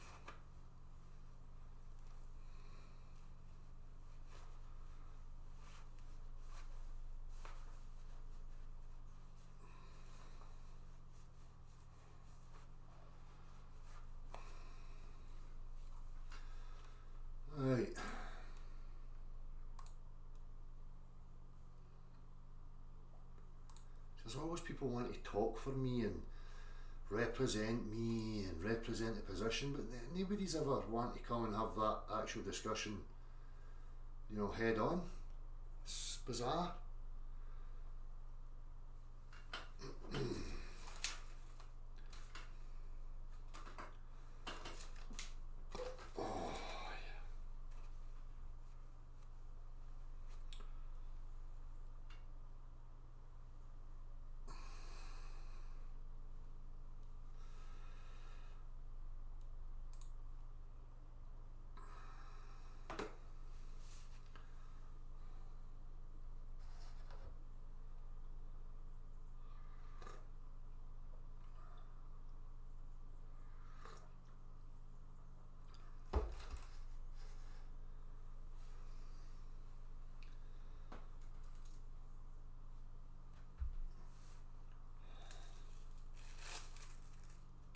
That's the attitude beyond belief, Mick. It's, to them it's about winning, because it's all ego based and it's sophistry and it's how to formulate arguments to sway people and yada yada yada. They're not just interested in the truth, and that's the difference, because if they're interested in the truth, as I say, what we present is no anything complex. It's very, very simplistic. It's basic, you know, fundamental aspects of physical reality and, you know, our comprehension. They're contesting the blatantly obvious, because, as I say, the only thing that makes any sense is it's because they've got the bias, and they want that bias to be affirmed. And if I'm showing them a one thing that totally and utterly obliterates their whole model, they don't just put the model in the bin. They try and patchwork it. They try and go, oh, well, that's alright. We'll just forget about that bit, because we'll get this other stuff that convinces me. So I know that deflates the whole thing. You know, it's like the principles of engineering. If I'm devising some machine, right, some model of a machine to make a machine, the model has to convey exactly how the machine operates. Now in my model, if there's one aspect to that that's detrimental, that being there's one aspect or component that doesn't function, then the whole doesn't function. So you have to scrap the whole design, and then you start again until you can find a way so that it comports with reality. The physical components are there, and the output, the desired effect or result is there. It's realised because you have the working components.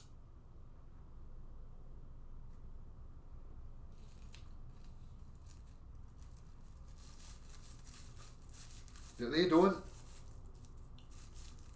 It's like me coming and saying, right, I've designed this new engine, right, but it doesn't have any conrods connecting, you know, the pistons to the crankshaft, but I've got some word salad.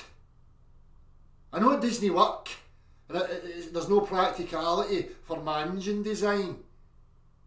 That's because you don't understand my magical conrods. My magical conrods operate from impulsive fairyland. I've got some mathematics that describe it. That describe how the invisible conrod connects the piston to the crankshaft. I know that doesn't physically work, and I don't have any practical reference, but I've got an explanation and a description of how I imagine it could work. That's exactly what stationary flat earthers and globe earthers are doing. They're not just going, put that in the bin. They're imagining invisible conrods that can achieve certain things, and how they convey it to you is through mathematical description and explanation of their description. They're describing fairy world and explaining fairy world, and they have no practical reference to support it. It's the very same thing.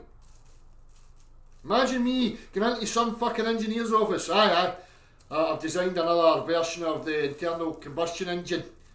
It's a 4-stroke, fucking flat 4, but it doesn't have conrods connecting the pistons to the crankshaft. It doesn't actually physically work, but my imagination ran away with me, and I came up with some descriptions, and I used my mathematics to describe how it works.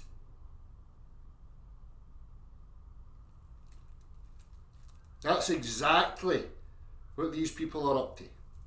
Exactly what they're up to.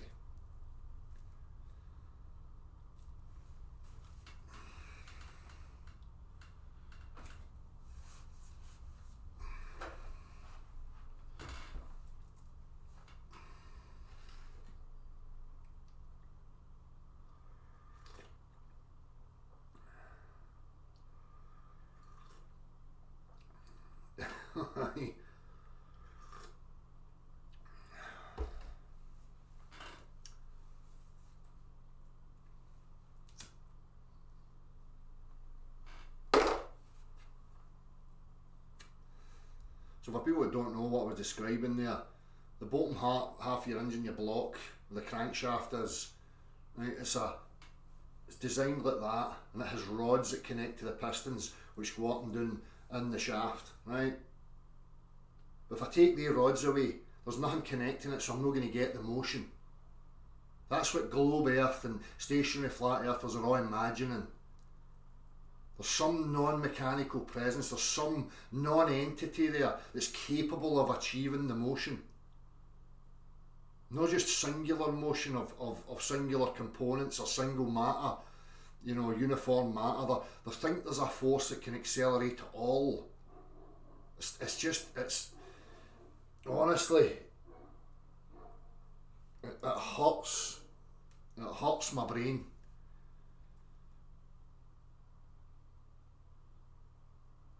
I'm not equipped to be talking about any of this stuff.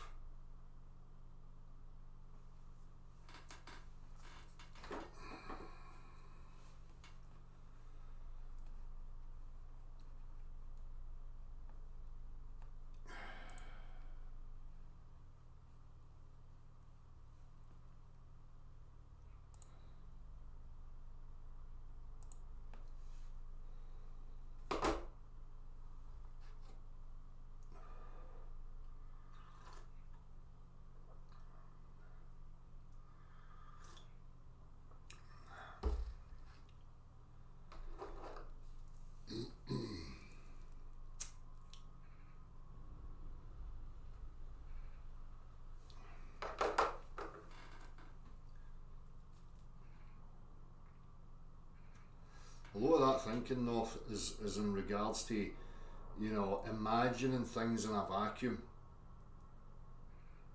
and making statements like, in a vacuum, if I pushed an object, that object would perpetually move in the direction of the force applied to it unless it's acted upon by something else. For one, we don't live in vacuums. That's another imagination, you know, mental fucking concept.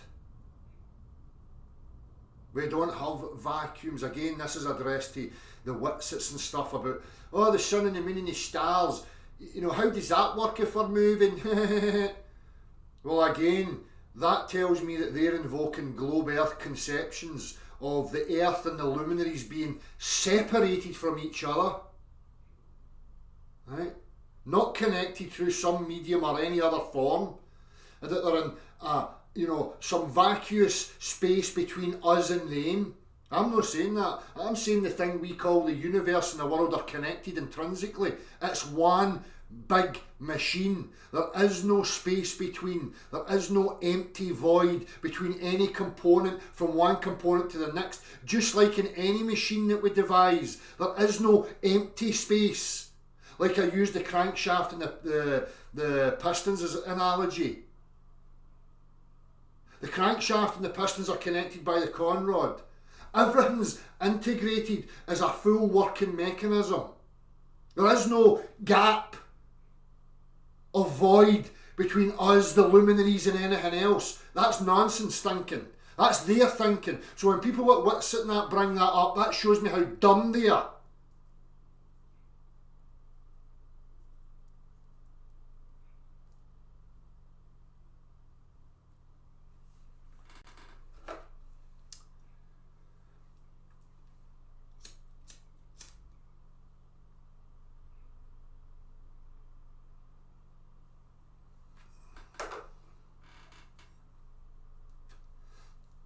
So there's many questions about reality, and what the globe earth talks about is gravity.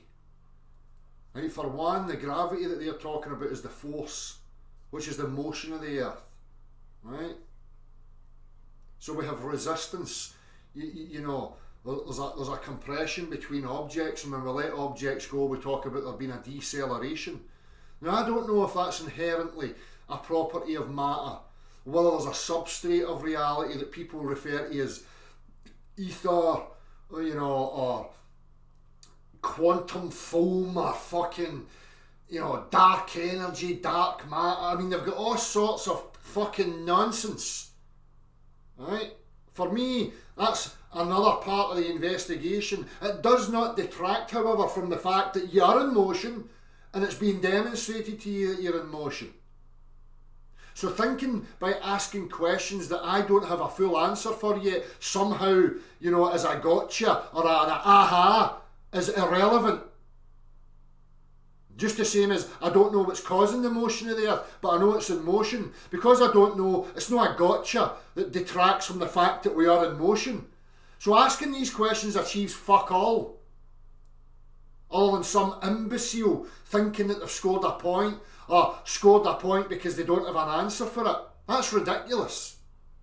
It's an ongoing investigation. I've only been at this point of the investigation for the last couple of years. I've got other aspects of my life I've got to deal with. I don't have funding to put my attention to it 100%. I wish I had that funding. Believe me, because I'd be out there every fucking day offering practicality after practicality in all various shapes and forms and scenarios. Every day. But I don't have that. So, because there's no an answer or a full response to the actual physicality of what's going on, doesn't detract from that we're demonstrably in motion. Deal with that. Once people can deal with that, then we can have a wider investigation into the phenomena and what's actually going on. Okay?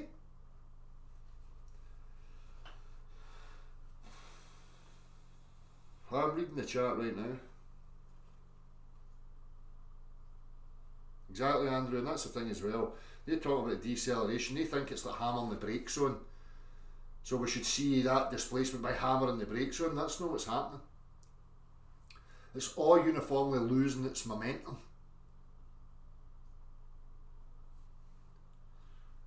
I'll read the chart in here.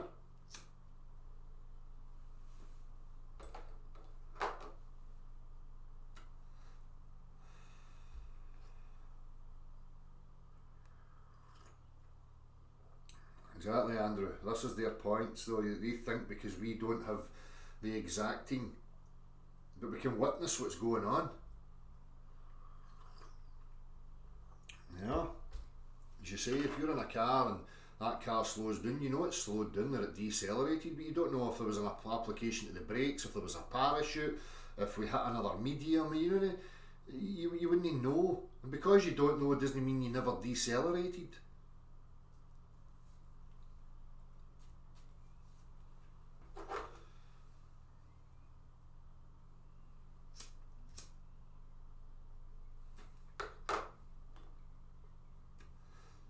What's causing the motion? Motion needs a cause, just doesn't happen. So asking what's causing the motion is a legit question. Of course it's a legit question. I ask that question all the time.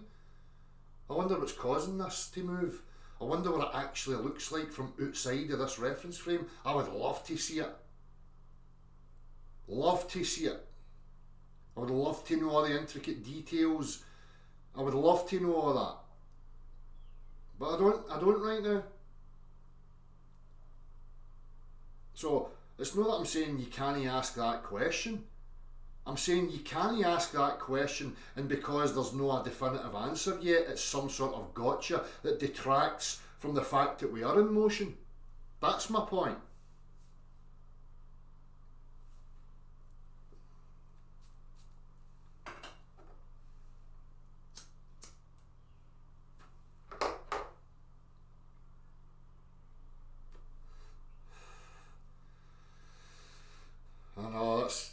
Steve computer, again, that's just because you're going from actual practical reality, but in their word salad gibberish, you know, there's no downhill.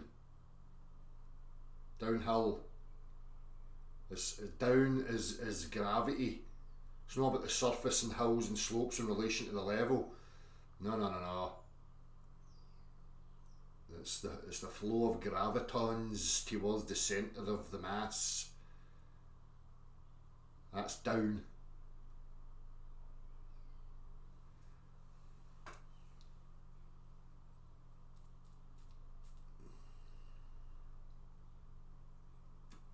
What's that fucking hernia? See, when I sit forward like that, I get that fucking pain. I need to go this week and get that resolved. Fucking terrified of letting these fucks near me with fucking scalpels and fucking other implements. Terrified of it. Don't trust the fuckers.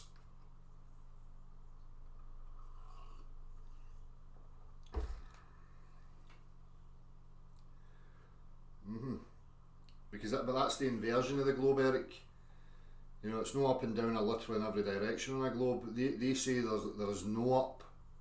Up's relative, they say. When the reality is that down's relative. Down's a perception relative to an observer, where they see deceleration and think it's downwards acceleration. A vector of motion down the way. That's the inversion. You know, the globe will say up's relative, so everybody on the ball, up's relative to them, because if there's somebody here on a ball, then up's that way to them, and if you're here, up's that way, so it's relative. They've just inverted it. It's down is the relative aspect of our reality and our experience, because we've got this visual perception of things that go down, so we have that relativity. You think something's actually going down, there's no physicality of acceleration downwards whatsoever. It's up that's the true vector, and on the globe again it's the inversion. It's down that's the vector.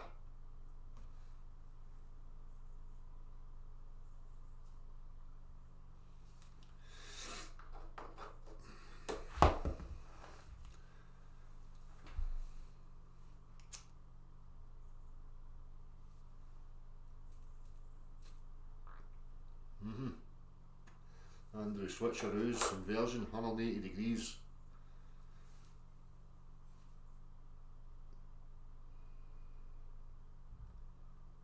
Again, Bilbo, that's because you've got this misconception that these luminaries are somehow, there's a void between us and them. There's no a connection. When have you ever seen a machine like that? Huh?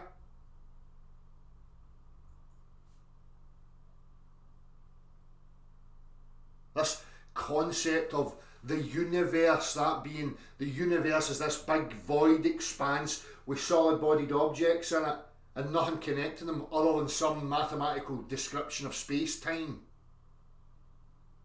But even in their model they've tried to account for them being connected in some way, because any rational person knows that that's not the case. Nature abhors a vacuum.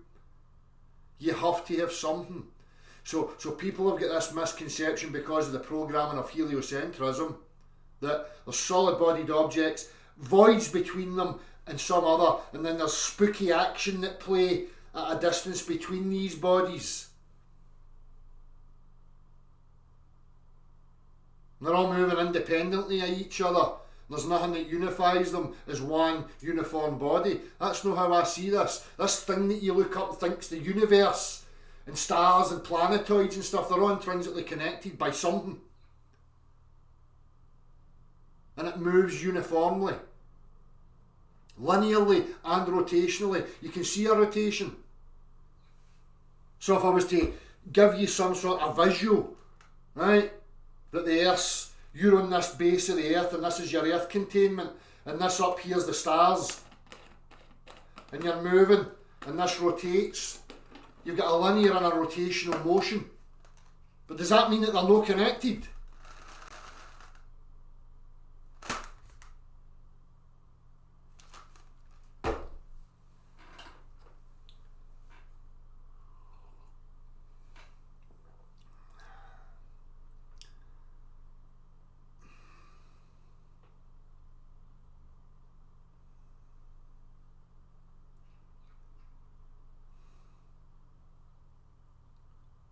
Motion is just a change. Motion is just change.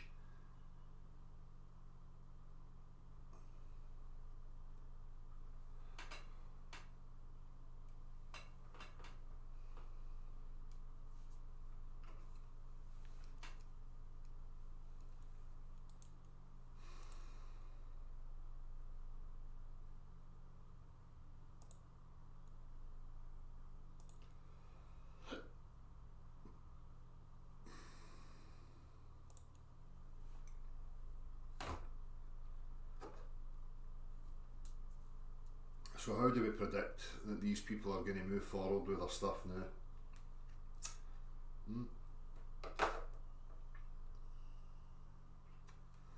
For fuck's sake, man, Bill Wool, go and you know, get a demonstration for me, Bill. If you get a citation, if you get a reference to a practicality of using incoherent electrostatic charge to accelerate gas, liquids and solids uniformly without displacement occurring in relation to each other within a contained vessel.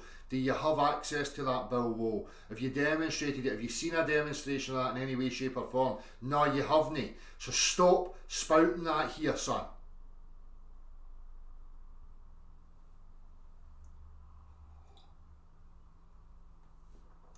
This is What's-it rhetoric. Incoherent electrostatic charge causes what we see as the downward vector and acceleration of an object as it falls. Then density and buoyancy take over. Hey? A buoyancy and density take over? What do you mean? So you've got a uniform acceleration of gas, liquids and solids where no buoyancy and density is present. So this electrostatic force accelerates a vessel, a solid, with a containment of liquid and gas. We've got an air bubble rising, we've got something sinking. This electrostatic stuff, when I put it in free fall, freezes it all, accelerates it all to the ground, and somehow when the ground contacts it, buoyancy and density, what was your words? Take over. What made them take over? What caused that motion vector of buoyancy and density and the pressure gradient now to occur after free fall? Bill Wool. So you don't have an example of uniform acceleration of gas, liquids and solid with electrostatics or electromagnetism or any of that stuff. No, you're telling us that it causes uniform downwards acceleration and then arbitrarily somewhere along the line buoyancy and density just take over because somehow that sounds feasible to you because you don't comprehend what you're talking about. Jeez, oh man, I would shut the fuck up. Do you know what would be great about YouTube? If it forced people into having to show who they actually were. Right? Because see, these fucking idiots, they wouldn't dare type that shite for fear of ridicule and embarrassment.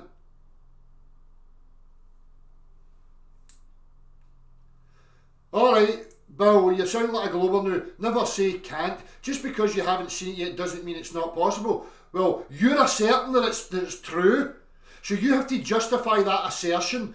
And you're telling me that just because we've no witnessed it, it doesn't mean it's not true. No, Bill. You're making a positive, affirmed statement. So it's your burden now to justify that statement by providing us the practical references that support your definite statement.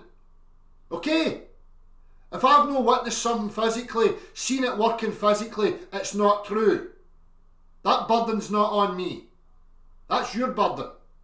You're the one that's telling me an engine can work without the conrods. So that's up to you to show me how that functions. Chop chop.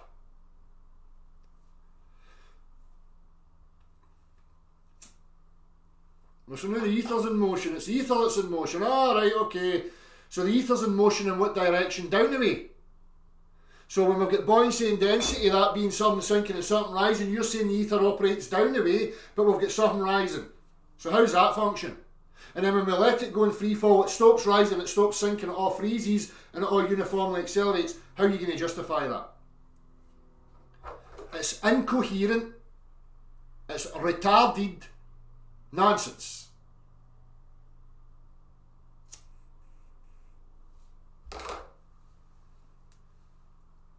Again, he's made the affirmative statements here. Everybody can see it. He's asserted it, and then says, just because you've never witnessed it doesn't mean it's not true. Well, I've never witnessed Santa Claus, so Santa Claus is true. Just because I've never witnessed Santa Claus doesn't mean he's not true. Eh? This is what happens to people. This is how retarded they get. Just because you've never witnessed me flying doesn't mean it's not true. So stop saying I can't fly because you've never witnessed me no flying. Eh? No, if I make the statement I can fly, the burden's on me.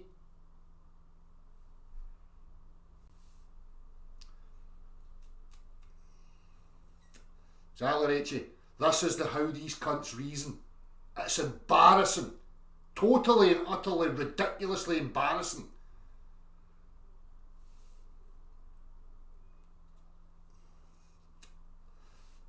No, Bill, you've made an affirmed statement, which must be because you think you've witnessed something to justify that. So I'm asking you. You don't have to do it yourself. You must have witnessed it somewhere. Is there something you can cite me that I can go to right now and I'll show everybody it? Tell me what it is that justifies that to you.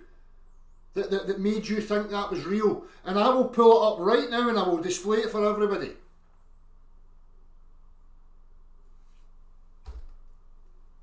Now we get the victim. This is the victimhood now. More manipulative behaviour of liars and deceivers.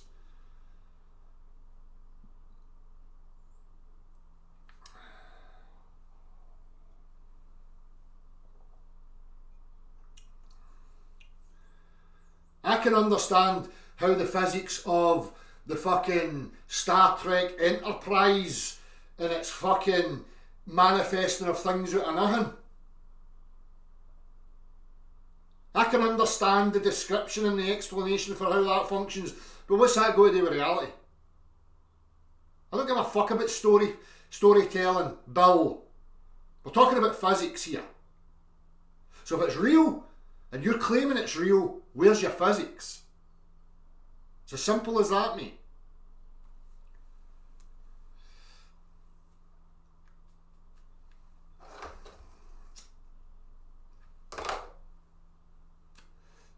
You can see where that's the way what I think, the way I do it. It's not the way I think, it's just what reality is, Bill.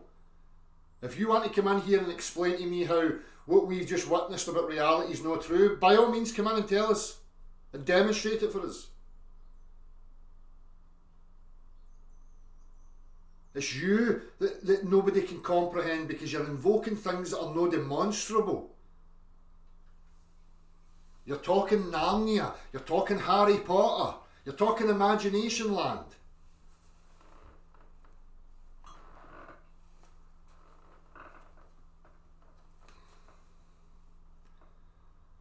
It has to be, exactly.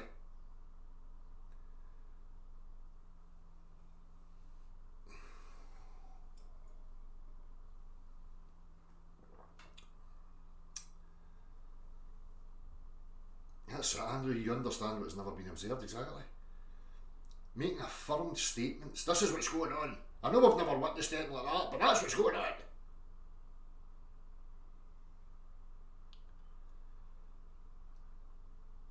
Aye, Balin, what?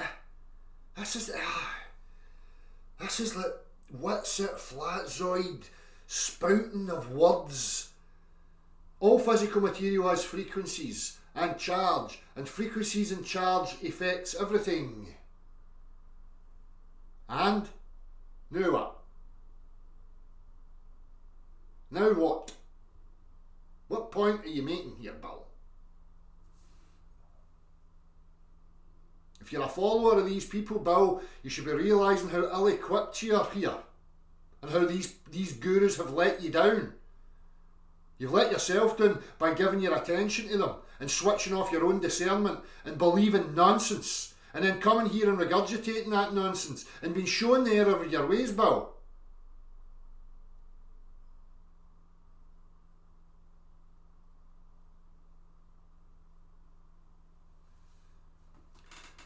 all matter has frequencies, and frequencies affect all other frequencies, therefore unicorn flying octopus God is real. That's as much cohesive sense as what you've just said to me. I don't know what you're trying to convey to me. You're just saying stuff.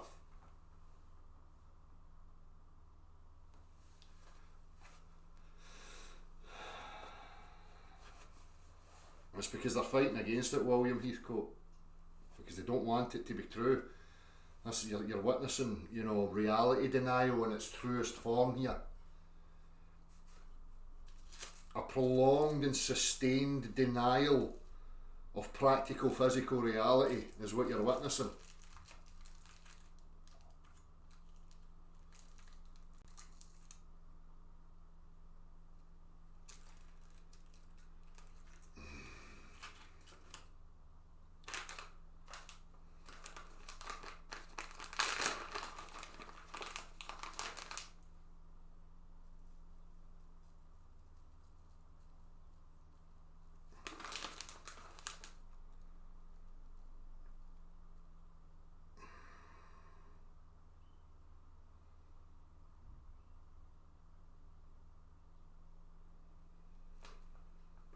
God. And here we go, Bill just repeats the religious priestly teaching mantras. Bill, are you going to justify any of this stuff? Are you going to show us that electrical charge accelerates uniformly gas, liquids and solids? Are you going to demonstrate electric charge ceasing buoyancy and density in their motion vector? Are you going to use electrical charge to invert buoyancy and density? Are you going to use electrical charge to increase pressure within a medium? Are you going to use electrical charge for any of this stuff? Or are you just going to keep going round in circles, asserting?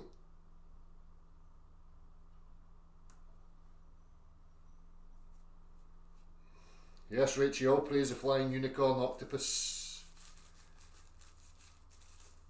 It's impulsive. Flying unicorn octopus is impulsive in nature. Because it's out of disequilibrium and stuffs and reasons. That's why we're experiencing life. Because the flying octopus fairy is in disequilibrium with itself because of the charge of the sun, and the charge of the sun's affected its frequency, and the frequency imbalance has caused a schism within it, and it fractured itself into all the living beings that we have here right now, and it's trying to figure it all out through impulse.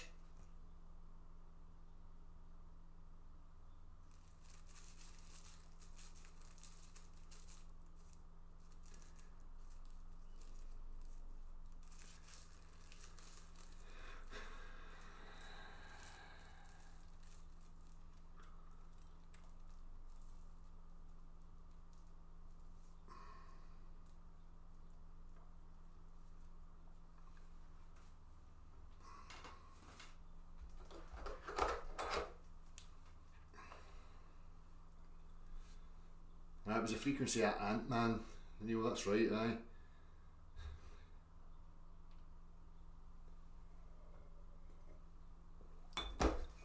It's like, I'm always left kind of flabbergasted, aghast at the vacuous fucking nonsense that comes out of people. It's astounding.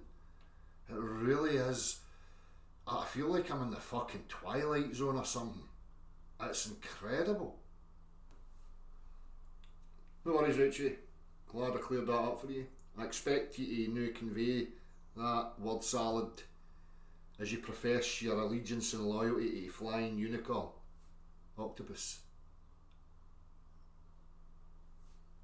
And if anybody doubts you on it, just repeat the mantras. Frequency, electrostatic impulsive disequilibrium. But we've never witnessed the flying unicorn octopus. That's because disequilibrium impulse statics. Because your eyes are in equilibrium with the impulsive force vector that's stationary, you can't resolve it. And can't you start mine fucking gibberish channel and ask for fucking super chats. All hail flying unicorn, elves, fairy, octopus.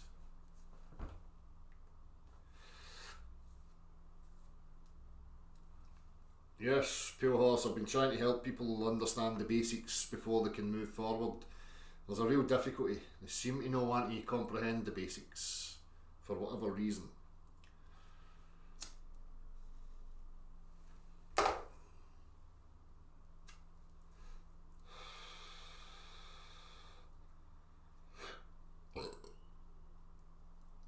Bill, why you keep going on about electricity? Do you think people here are denying that there's an electrical aspect to this realm? Is that what you think?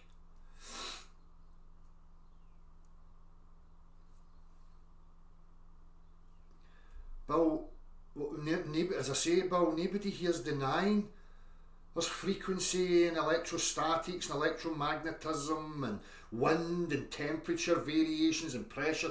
Nobody's denying any of that stuff, Bill. What we deny is claims that electrostatics or electromagnetism or any other mathematical concept or explanation that tells me that there's a uniform acceleration downwards. You need to physically demonstrate that, Bill. That's the point of contention. Nobody's denying electricity or any of that stuff.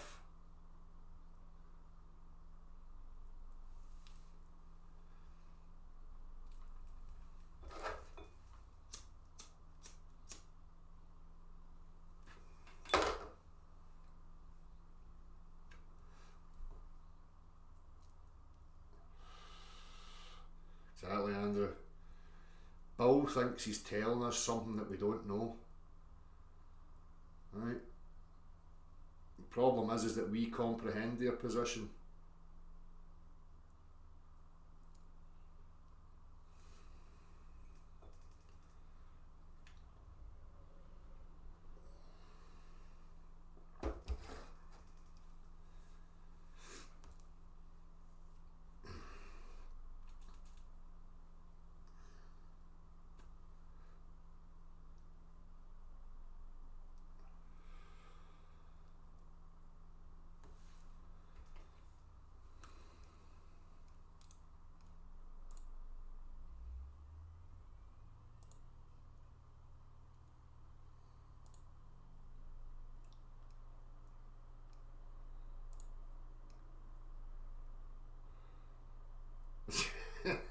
Is that right? One man.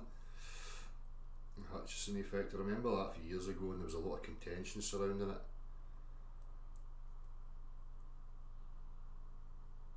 People saying he was using a revolving room and stuff. I never went back to it. I'm going to have a wee look at that.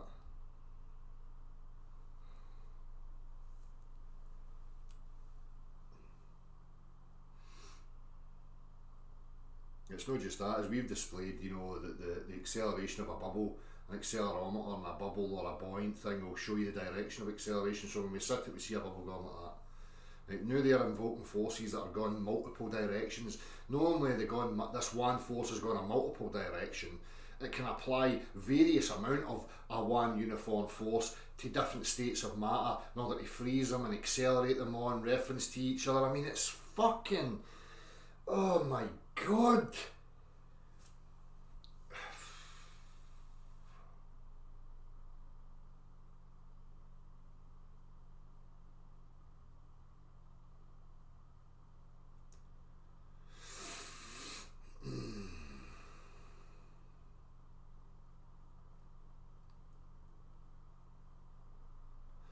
Bill, you don't misrepresent me, Bill. This is the annoying part of you people.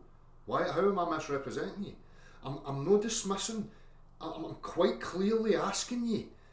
Your position is a stationary Earth. Your default position is uniform downwards acceleration, gas, liquids and solids. Not only that, the freezing of buoyancy and density in a motion vector, the removal of pressure and a pressure gradient within the vessel, right? You have to now demonstrate your electrostatics being capable of that. Okay. So don't misrepresent me, Bill, and tell barefaced fucking lies, trying to diminish my character in order to bolster your religious position, son. That's deeply disingenuous, and I take fucking great fucking whatever with that.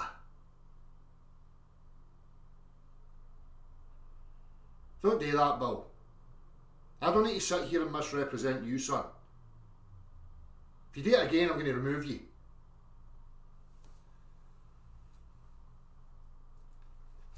I've looked into it. I've searched. I've asked the proponents of it. Can you demonstrate these things? No, you can't. Back to the combustion engine with no conrods. I can demonstrate it to you in words. I can explain it to you in words. I can draw wee diagrams. I can have mathematical equations describing how it would function, but I can't practically show it to you.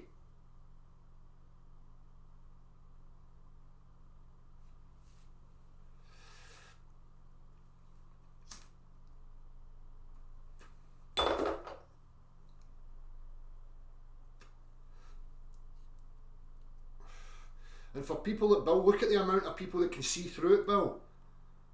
These are all independent people discerning for themselves, and they can see through it now. It's not going to go away. The longer it goes on, the more these people are grasping it.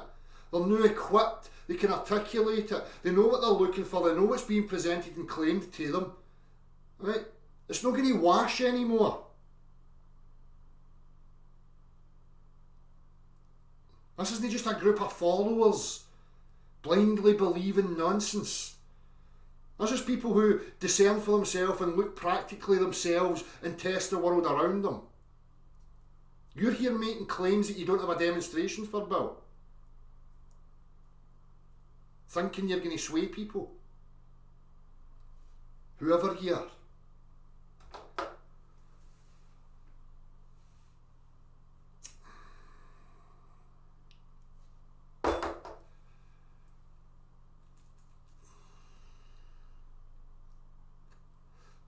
Bill, share a link right now, or send me an email to a link right now. I don't pay a lot of attention to comments under videos. I don't get notifications. The last notification I got was 2 days ago to a comment that I made 7 days ago. And I got a notification 7 days ago for something else, 8 days ago, 9 days ago, 13 days ago, all on one thing. I've not had any new updates on notifications for a long time. So, Bill, here's your opportunity. Just get the thing that you were trying to show us in the demonstrations, put it in the chat box right now. I will click it up, I will share screen for everybody to see it, and we'll go through it. Just do that.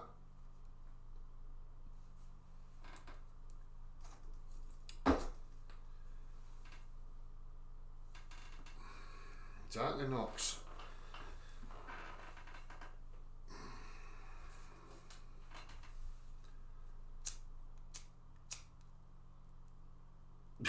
Exactly, Andrew.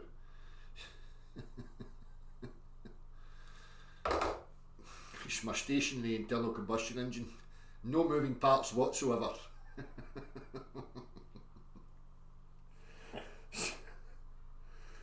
Oh dear.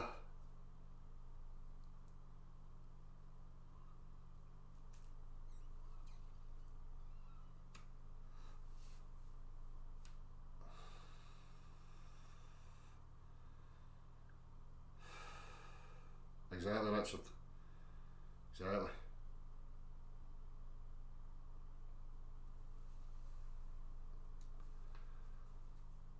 Oh, for fuck's sake, Bill. Can you just share? You've just made another statement that you've been putting links demonstrating these things. Now I'm asking you, can you just simply copy that link, put it in the chat box, and I will bring it up right now. Don't type anything else, Bill. Just get the things that support your case. Please.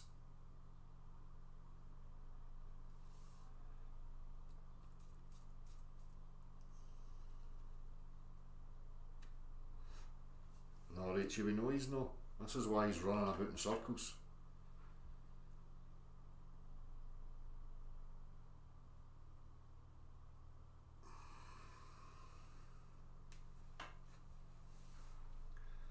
I even had a notification from Bill Wall, I would see it here, but I've got nothing. It only takes me to a month ago, and within that space of time it's between two comments. One is in somebody else's video and one's in mine's addressing the cellular earth, because I've got these people that show up, it's concave. Well, we might be encompassed by something that you could say is concave from the internal, like a sphere or an oblate sphere encompassing us or something, right? But to say we're on the outside walls or the inside walls of some sphere with uniform downwards accelerations, again, that was the point I put to him. If you get uniform downwards acceleration, because that's what you're going to require. No, you don't. Right, shut up.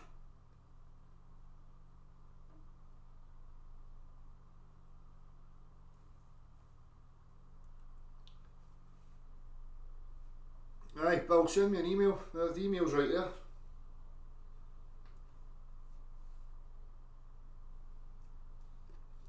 Does it not let you post it, but it has to be approved, Rachel? I don't know how that works.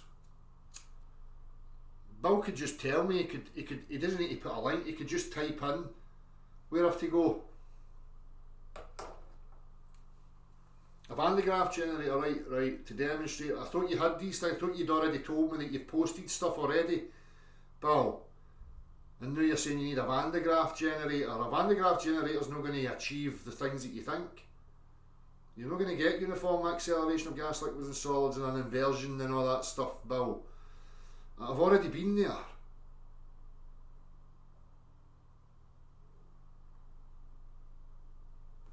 Exactly, no mercy, no sheep. That's all he has to do. Type it in. We've asked him for it. He's made the statement that he's got it, and when we ask him for it, he's not giving us it. But wants to tell us that we're obfuscating or we're dismissing or we're actively asking him to share this stuff. I'm inviting him. Bill, come in and join me right now. We'll screen share and you can show us the stuff. I mean, come on. Let's have it.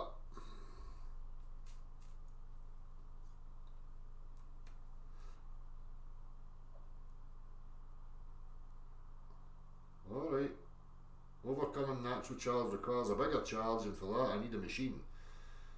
So what are you saying, that there's no machine big enough? And if you get a machine big enough, how are you going to overcome the natural charge? Is this like the globe earth? I can't demonstrate my globe earth stuff because I need a planetoid away from the earth and some other land somewhere, and then I can demonstrate it for you. Well, we need to go to Narnia for me to demonstrate flying octopus fairy. Wow, man.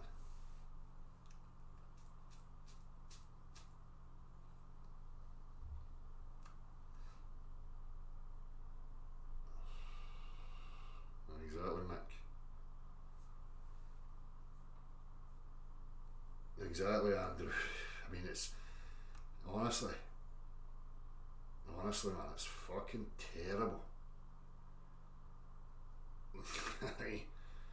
Psi operative, exactly.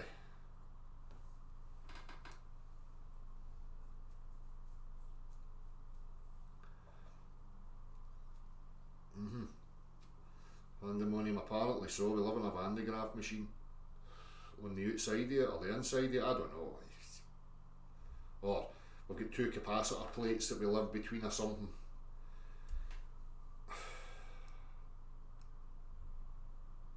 Oh, there we go. Bill's now resorting to victimhood. He's now trying to virtue signal that he's some sort of victim and that we're big bad oppressors. You know, this is all the hallmark signs of, you know, sociopathy, narcissism, psychopathy. Bill's just a manipulative player.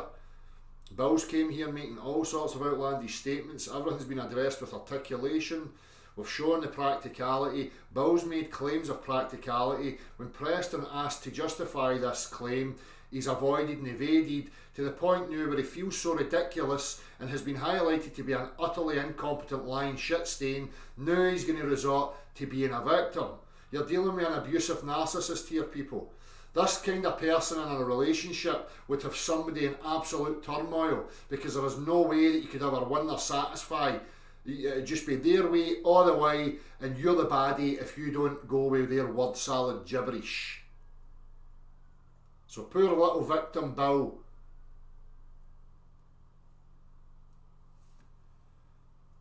Exactly, Andrew, just like What's-It did, turning victim.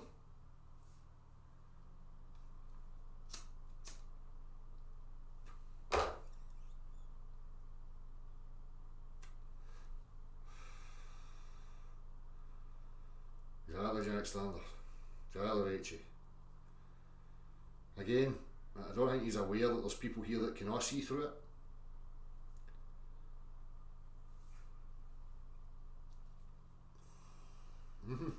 Think I've been very reserved, Pandemonium. I think I've been very reserved in the old pish ripping.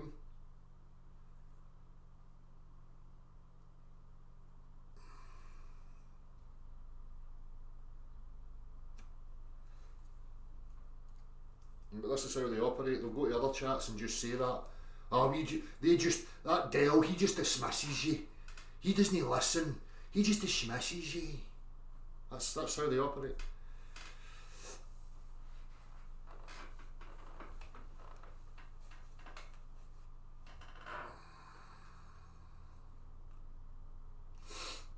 I don't care about levitating objects, Bill. I can put an air compressor under a solid block, and if I apply enough air pressure to it, I can lift the block up off the ground.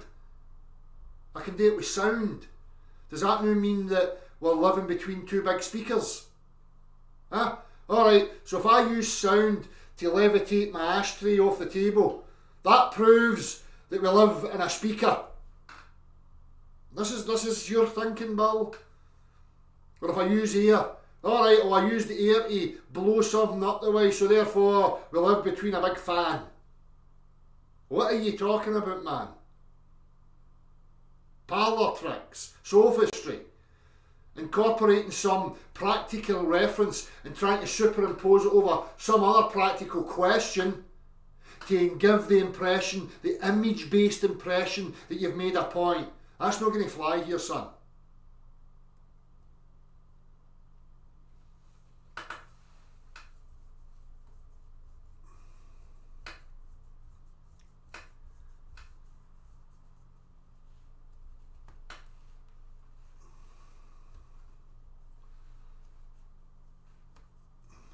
See? Magnetism, sound and fans can levitate things too. What's your point? Exactly. Exactly. Exactly, Andrew. We can use gas to levitate stuff.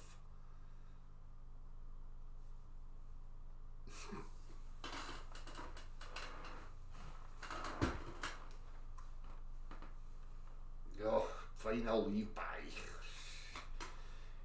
You should have done that before you even came here, Bill. You should have left before you even had the thought to dare come in here.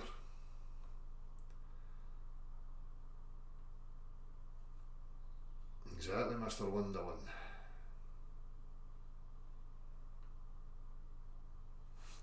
James, how's it going, mate? You snowed in there?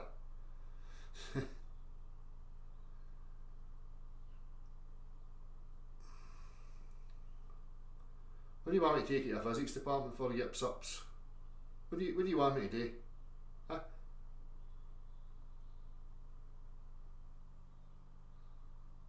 Do you think I'm appealing to these people for anything? These people need to bring their practical and show me it.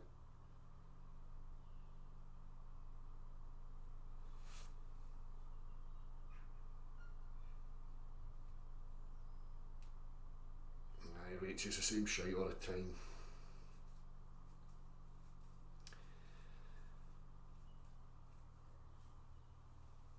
Same shite all the time for dishonest fucking idiots. Anyhow, I could spank this stuff all day, but I get bored.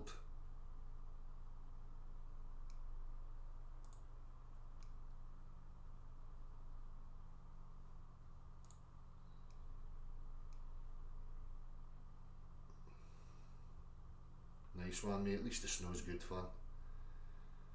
Well, it is for us because it's a novelty. I'm sure it grates on you, but glad you're well. Aye, same old, mate. You know how it is. You know how it is. Daily living.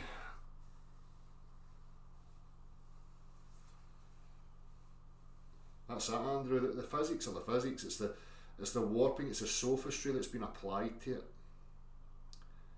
It's inverted the comprehending of people, so they've got a relationship to these things and an interpretation that's totally faulty. And I say, but images are used in order to instill the perception. You know, it's parlour tricks. You know.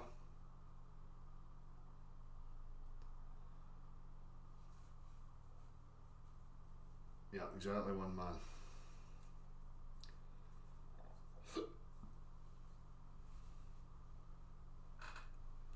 Right. Anyhow, it's been a pleasure. We'll see what comes. Again, I'm not going to stop rubbing salt in the wound. I'm not going to stop prodding at this.